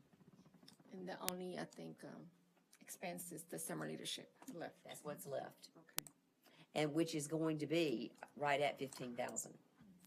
And there has not been any other, Mr. Mead, you were the representative to the Go Public. Has there been any other activity related to Go Public? Other than, when was the last meeting? And what was the last initiative? They're just talking of different ways of advertising and promoting through the different schools. But when was the last activity or meeting? Abel, we went to the last We were there meeting. together. It was it January or, and the most recent advertising piece is the mayor's 30-second promo that they've put in the movie theaters. That's been the most recent activity. It was January, we had our last meeting. Was it January? And actually I noticed as I was scrolling through the calendar, in April, we've got a meeting on a Tuesday night with Go Public. Now, I am representing the superintendent group by being a member of that group, so they'll be looking, and now if y'all wanna continue, you may wanna get your new superintendent to be on that group. You know, or y'all can have, you know, give that group up to somebody else, but anyway, otherwise, I wouldn't be going, because they've asked for 2 or 3 superintendents, and then all the communications people, and then board members like Mr. Mead. So perhaps after that April meeting, we can learn more about what really is going on and then make some decision regarding that. That's a chunk of money.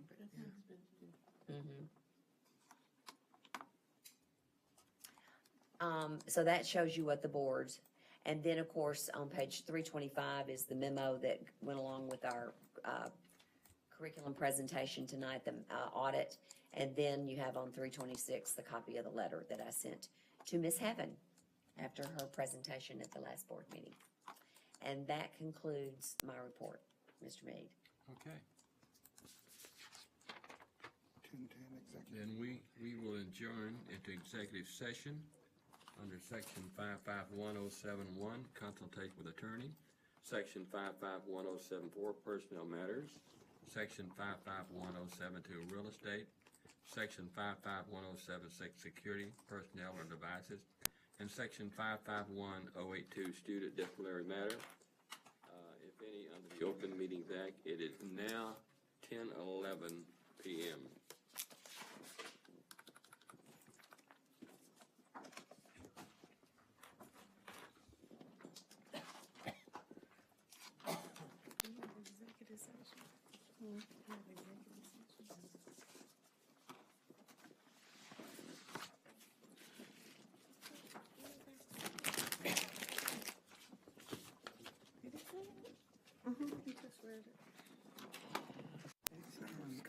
My back's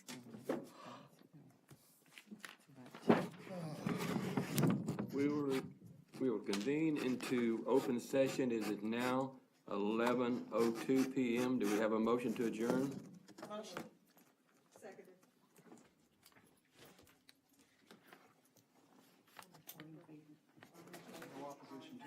All in favor, say aye.